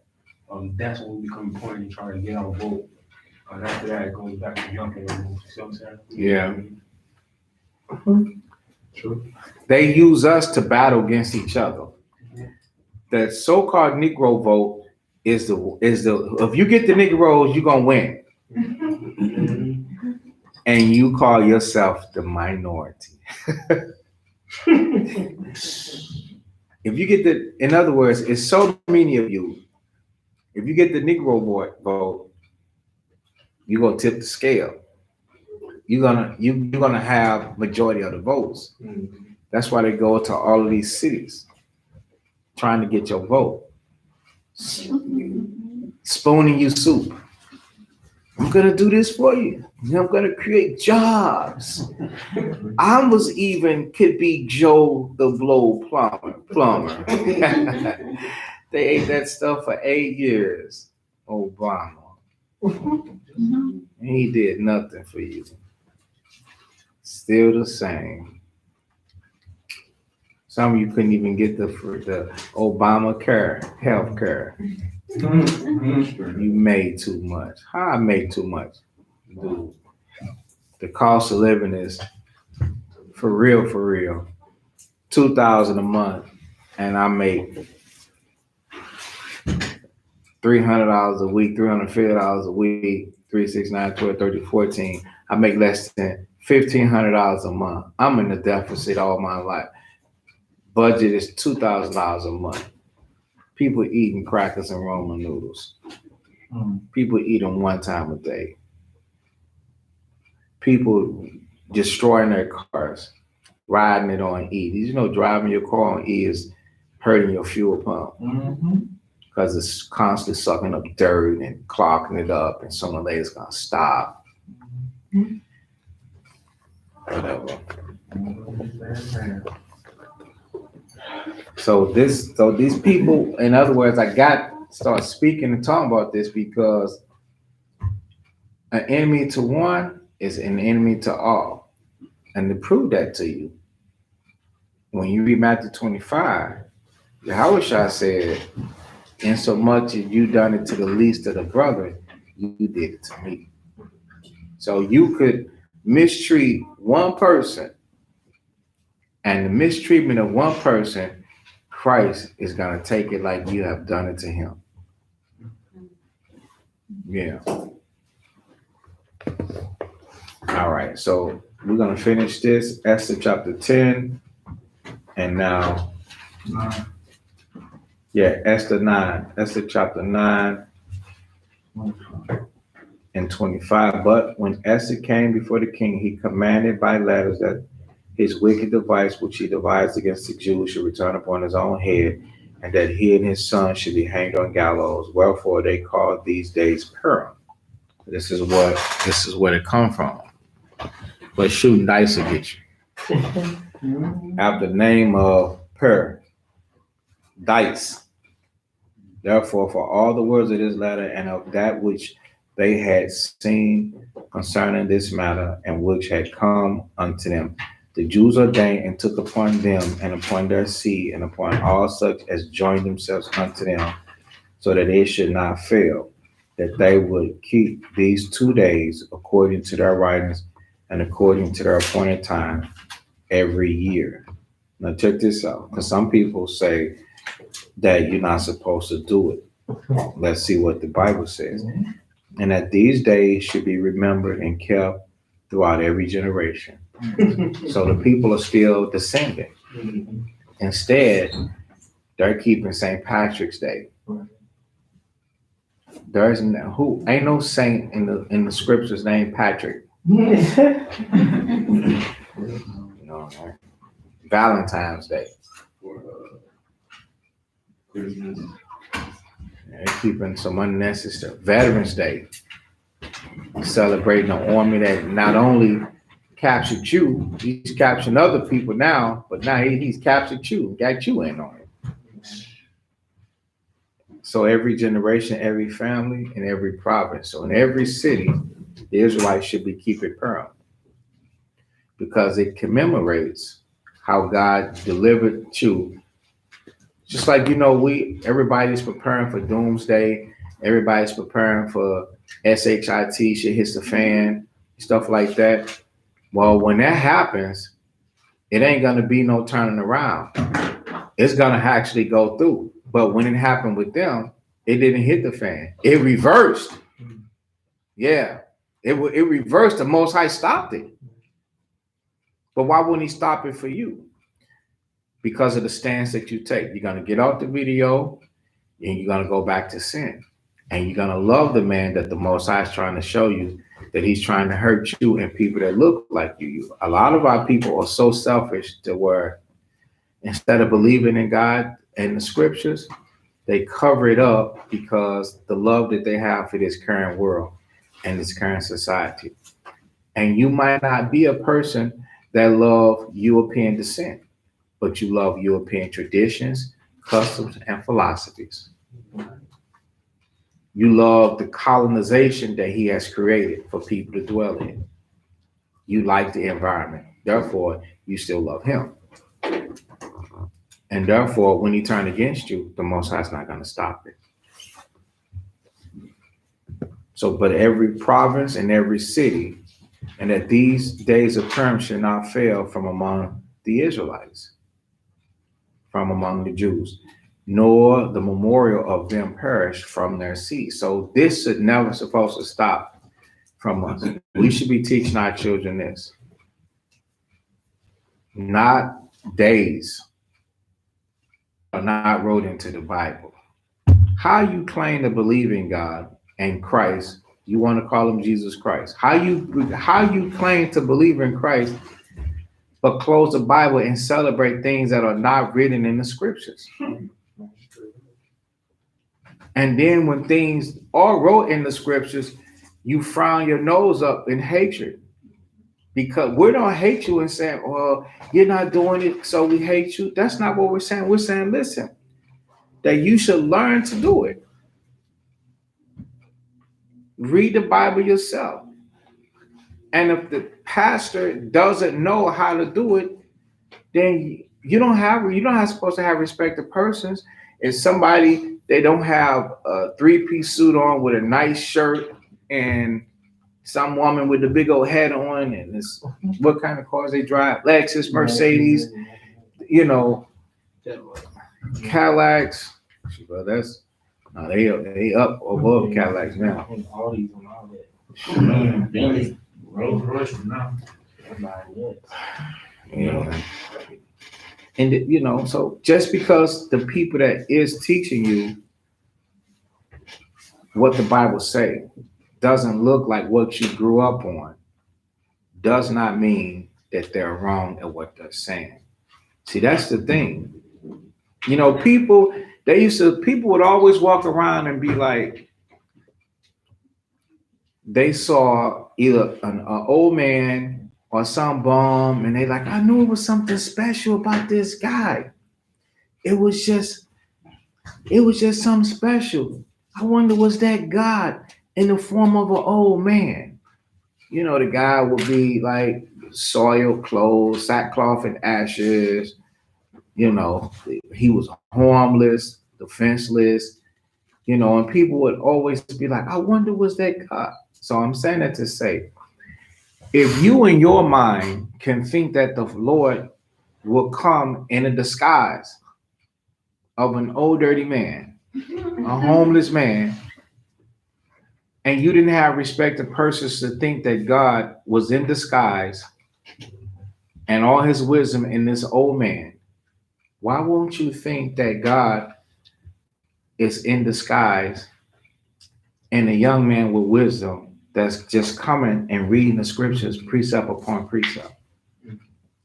Why not think like that? He's not going to do that, huh? To lead and show you that you should actually be doing what's wrote in the scriptures instead of following along imaginary things. St. Patrick's Day is a leprechaun. A leprechaun.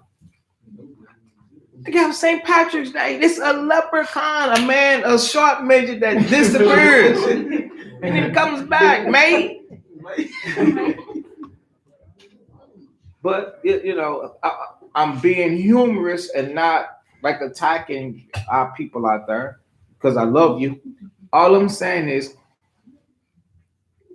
give me a chance. Give me the chance that you would think in your mind that God is in disguise as this old man.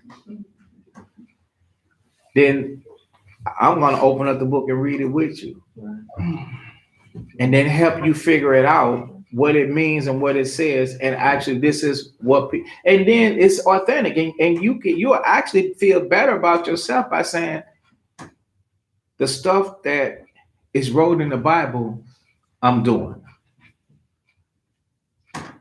Because right now, I know a lot of people feel bad about the stuff that you're doing. It's not wrote in the Bible. And you carrying this thing, this conscience around you, and you keep dodging it and ignoring it by trying to just feed yourself and tell yourself it's okay. It's not okay. And even though you don't know as much as a lot of people that read the Bible and they doing it, don't worry, don't stop comparing yourself to what you know and what they know. Just start from day one, start from scratch. And have it explaining to you, and then start digesting and processing. And when that time come around, start doing it. These days are for everybody. It says, I'm gonna go back through it. It says every generation and every family. So even for you, family. So if you want to learn it, we'll show it to you. Then you have to process it and digest it and figure it out. It is true. It is wrote here. We're reading about it in every city. So it doesn't matter. Even though we took a boat over here and got off, we still supposed to be doing this because now we're in another city and it isn't supposed to fail. So in verse 29, it says, then Esther the queen, the daughter of Abigail, and Mordecai the Jew wrote with all authority to confirm this second letter of Purim. And he sent the letters unto all the Jews and the 127 provinces of the kingdom of Ahasuerus. So they wasn't in Israel keeping it. They was in captivity keeping it. So you can't say, well, because we're in slavery, we can't keep a feast day. The slavery brought forth the feast days. They brought them forth as God, you know, the Lord delivering us. That we're commemorating the deliverance. A lot of these nations don't want you commemorating being delivered. They want you remembering what they want to call Black history. You invented a toaster. Come on, man, we got to get past that. A toaster. Every year, I want you to remember that you invented lipstick. Alexander Bell, the telephone. Come on, man. We did greater stuff. We were straight delivered. We fought for ourselves. People melted at the presence of us. We were righteous. We did things right. We were unified. And all of these people, there was nobody in another religion. They wasn't divided. They wasn't in Islam. They wasn't in Christianity. They were Jews. They were Hebrews. They were Israelites. They spoke Hebrew. They were all on one accord, fasting on one accord, asking God to deliver them. They didn't have 50 branches of a Roman Empire religion. They didn't do that. They didn't have different styles. They had laws that they used to eat, to dress themselves, to marriage, to behave, to deal with each other, and they all dealt according to that. And that's why they were heard. And they dealt like that. This is not supposed to be grievous unto you to really accept the truth that this is how they did. Coming to America, corrupted the complete system, and now everything that you're doing now was put in place, was given unto you, and that's some of the stuff that you're doing now. So, but you have to, in the midst of that, look at what the Bible says in its natural state. When you ask somebody to do that, they turn and say, then who wrote the Bible? See, you're making it difficult for somebody to just ask you to do something as simple as stick to what is written. And then you're going to have success. Right, and then to prove the law can be kept in captivity too, because you got people that say the laws can be kept in captivity. What did Hammond say about the Jews? That they don't keep the laws. That their laws was diverse. Yeah, right. So it was evident that they could see that the Israelites was keeping the laws even in captivity. So that should show that no matter where we are, the law is still in effect. It don't matter where you at. It don't. We heard in America you can't keep the law except you're in Jerusalem. No, the laws are kept wherever we at. You know, so that's just.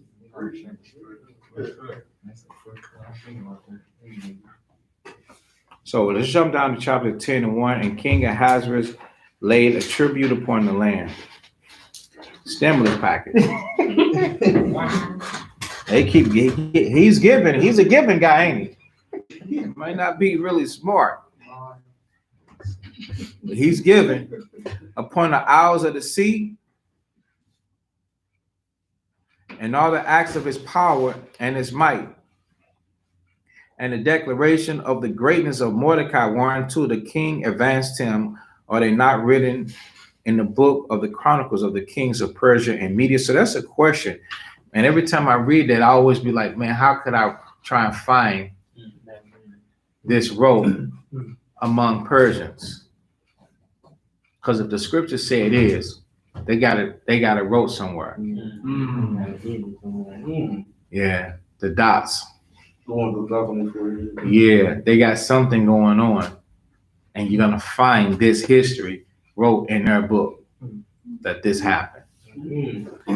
For Mordecai the Jew was next unto King Ahasuerus, and great among the Jews, and accepted of the multitude of his brethren, seeking the wealth of his people. See the difference between Mordecai? Once he got up there, he was seeking the wealth of his people. So he was gonna make sure that his people were what?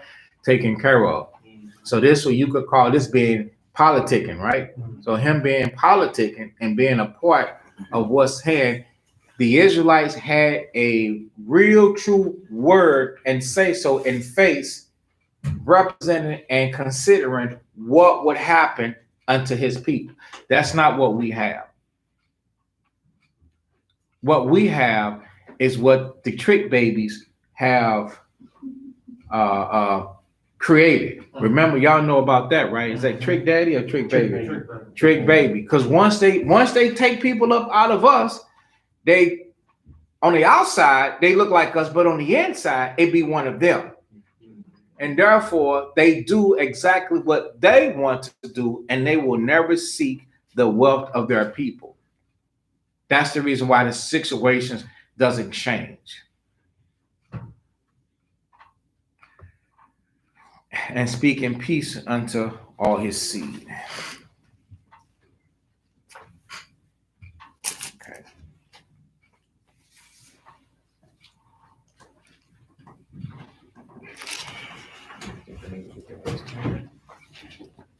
Almost reached that.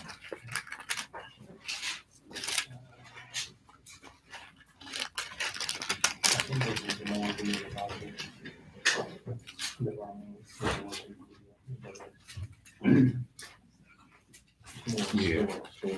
Yeah. Okay. So that's it.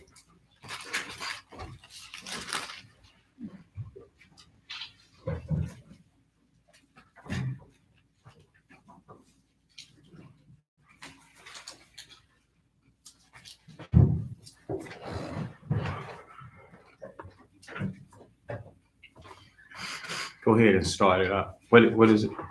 So, the Esther in the Bible, I had saw that Esther chapter 10 was over. But then I went into the Apocrypha and saw that chapter 11. It was in chapter 11. So it's the Apocrypha, the Esther and Apocrypha. Is it still going through the same thing? Yes, it's going to repeat itself. It's going to repeat itself and just give you different insights of the event.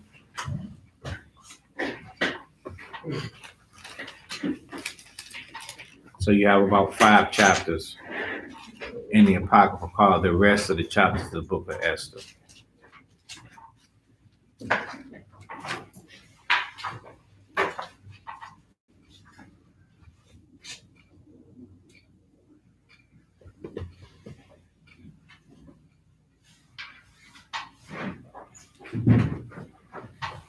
So I'll tell you, I'll read while he is getting the communion. So this is the rest of the book of the of Esther, part 10, part of the 10th chapter after the Greek. Then Mordecai said, God have done these things, for I remember a dream which I saw concerning these matters, and nothing thereof have failed. So Mordecai, obviously, he had a dream, and the stuff that he had in a dream, it came to pass. So the Lord do be dealing with us and showing us certain things that He's gonna do in the dream. A little fountain became a river, and there was light, and the sun and much water. This river is Esther, whom the king married and made queen. And the 2 dragons are I and Haman, and the nations were those that were assembled to destroy the name of the Jews. And my nation is this Israel, which cried to God and were saved. For the Lord has saved his people, and the Lord have delivered us from all those evils, and God have wrought signs and great wonders which have not been done among the Gentiles. Therefore have he made 2 lots, one for the people of God and another for all the Gentiles. And these 2 lots came at the hour and time and day of judgment before God among all nations. So God remembered his people and justified his inheritance. Therefore, those days shall be unto them in the month of Adar, the 14th and 15th day of the same month, with an assembly and joy and with gladness before God, according to the generations forever among his people. In the 4th year of the reign of Ptolemy and Cleopatra and Deucetheus, who said he was a priest and Levite, and Ptolemy his son brought this epistle of Purim, which they said was the same, and that Lysimachus, the son of Ptolemy that was in Jerusalem, had interpreted it. In the 2nd year of the reign of Artaxerxes the Great, in the 1st day of the month Nisan, Mordecai, the son of Jairus, the son of Simeon, the son of Seah of the tribe of Benjamin, had a dream, who was a Jew who dwelt in the city of Shushan, a great man, being a surveyor in the king's court. He was also one of the captives which Nebuchadnezzar, the king of Babylon, carried from Jerusalem, which Jeconiah, king of Judea, and this was his dream. Behold, a great noise of a tumult, with thunder, earthquakes, and an uproar in the land. And behold, two great dragons came forth ready to fight, and their cry was great. And at their cry, all nations were prepared to battle, that they might fight against the righteous people. And lo, a day of darkness and obscurity, tribulation and anguish, affliction, and a great uproar upon the earth. And the whole righteous nation was troubled, fearing their own evils, and were ready to perish. Then they cried unto God, and upon their cry, as it were, from a little fountain, was made a great flood, even much water. The light and the sun rose up, and the lowly were exalted, and devoured the glorious. Now when Mordecai, who had seen this dream and what God had determined to do, was awakened, he bare this dream in mind until the night by means was desirous to know it. And Mordecai took his rest in the court with Gabbatha and Thora, the two eunuchs of the king, keepers of the palace. So I'm in chapter 12. He heard their devices and searched out their purposes and learned that they were about to lay hands on Ahasuerus the king. And so he certified the king of them. Then the king examined the two eunuchs, and after that they had confessed that they were strangled. And the king made a record of these things, and Mordecai also wrote thereof, so that the king commanded Mordecai to serve in the court, and for this he rewarded him. Howbeit, Haman the son of Amadathiah, thus the Agagite, who was in great honor with the king, sought to molest Mordecai and his people because of the two eunuchs of the king. The copy of the letters were this: the great king Ahasuerus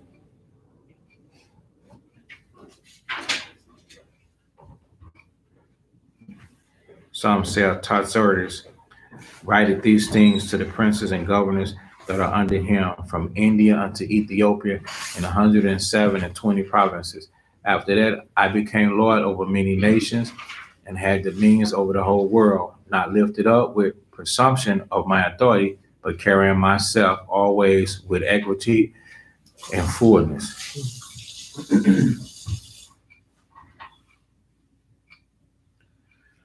I propose to settle my subjects continually in a quiet life, and making my kingdom peaceable and open for passage to the utmost coast, to renew peace, which is desired of all men.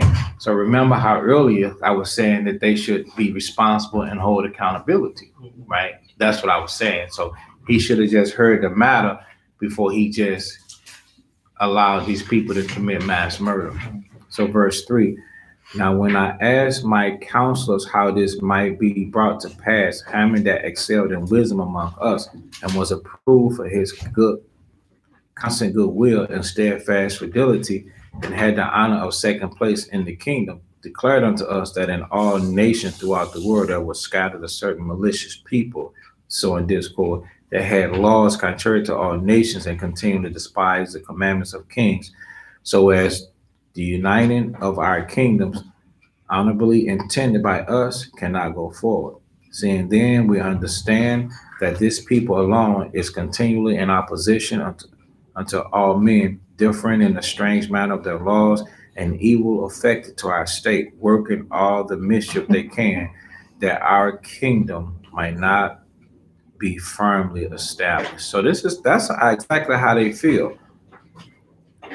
That what we do would evilly affect their state, and that the stuff that we do is mischief. By us being diverse from them, they don't like that. Therefore, right, I'm sorry. And then now now they create a whole campaign even now today against what they call the Hebrew Israelites, and they call us Hebrews. So they say the same thing now, that we different in our laws, and they pretty much trying to say we demonic. You know what I'm saying? They do the same thing now. With Israel, they find the worst YouTube videos and promote them, say this is what these people are capable of. So they do the same thing now, trying to make us just look malicious and stuff like that. okay, Israel, y'all can finish reading this on your own. I was telling you to begin to kind of repeat itself. So, Matthew 26. close.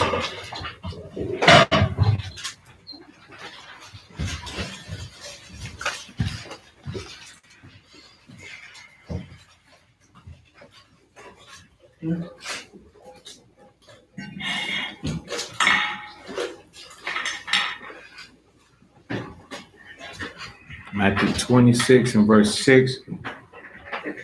Now when Christ was in Bethany in the house of Simon the leper, there came unto him a woman having an alabaster box of very precious ointment and poured it on his head as he sat at meat. But when his disciples saw it, they had indignation, saying, to what purpose is this waste? For this ointment might have been sold for much and given to the poor. When when the word called Jesus understood it, he said unto them, why trouble ye the woman? For she hath brought the good work upon me. For ye are the poor always with you, but me you have not always. For in that shall pour this ointment on my body, she did it for my burial.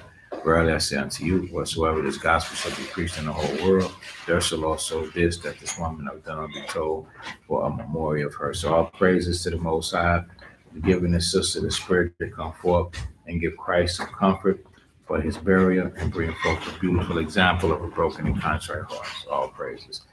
Now the Lord's communion, 1 Corinthians 11 and 23. So our repentant Israelites should be keeping the communion of Christ.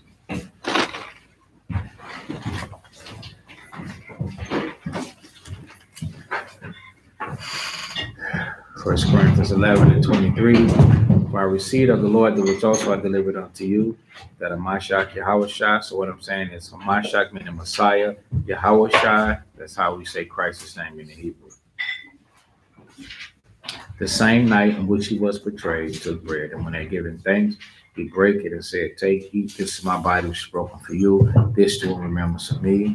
After the same manner also he took the cup when he had supped, saying, this cup is the New Testament in my blood. This do ye as oft as you drink it in remembrance of me. For as often as you eat this bread and drink this cup, you do show the Lord's death till he comes. So this communion is being an example and representation of us for following and suffering just like Christ did until he comes. For as often as you eat this bread and drink this cup, you do show the Lord's death till he comes. Wherefore, whosoever shall eat this bread and drink this cup of the Lord unworthily shall be guilty of the body and blood of the Lord. But let a man examine himself, so let him eat of that bread and drink of that cup. For he that eateth and drinketh unworthily, eateth and drinketh damnation to himself, not discerning the Lord's body. For this cause many weak and sickly among you, and many sleep. For if we would judge ourselves, we should not be judged. But when we are judged, we are chastened of the Lord, that we should not be condemned with the world.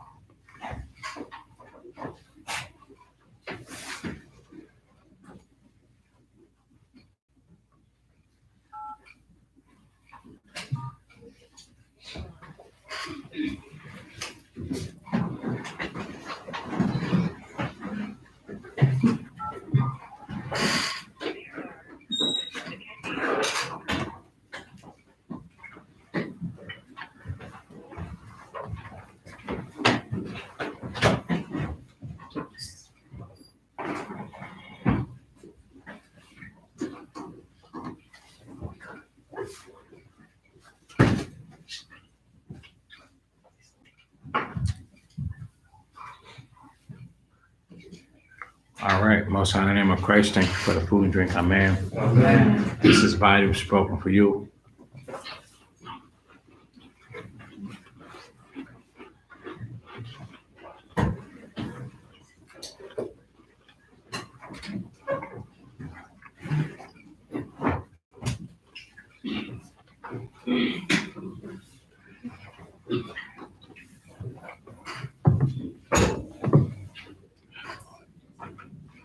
This is blood.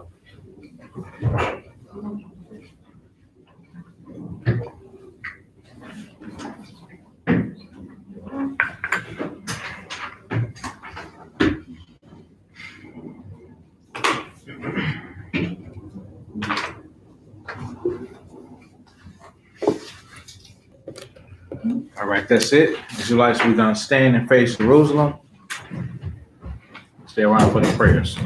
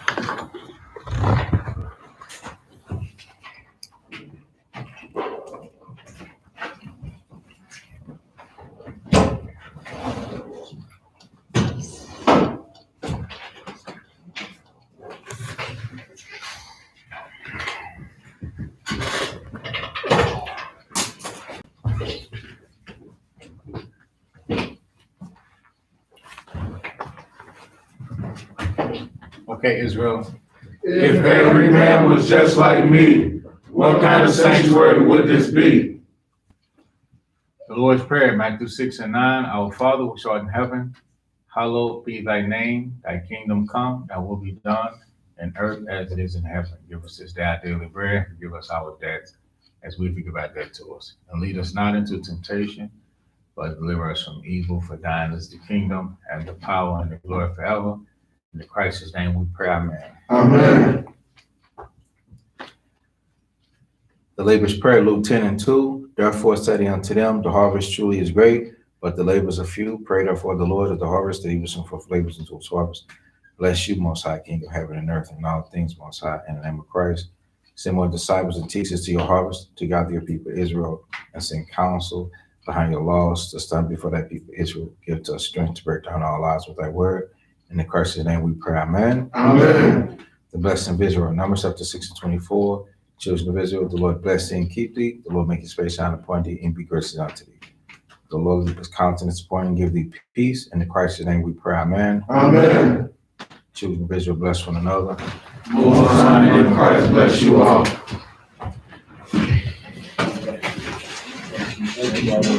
No problem.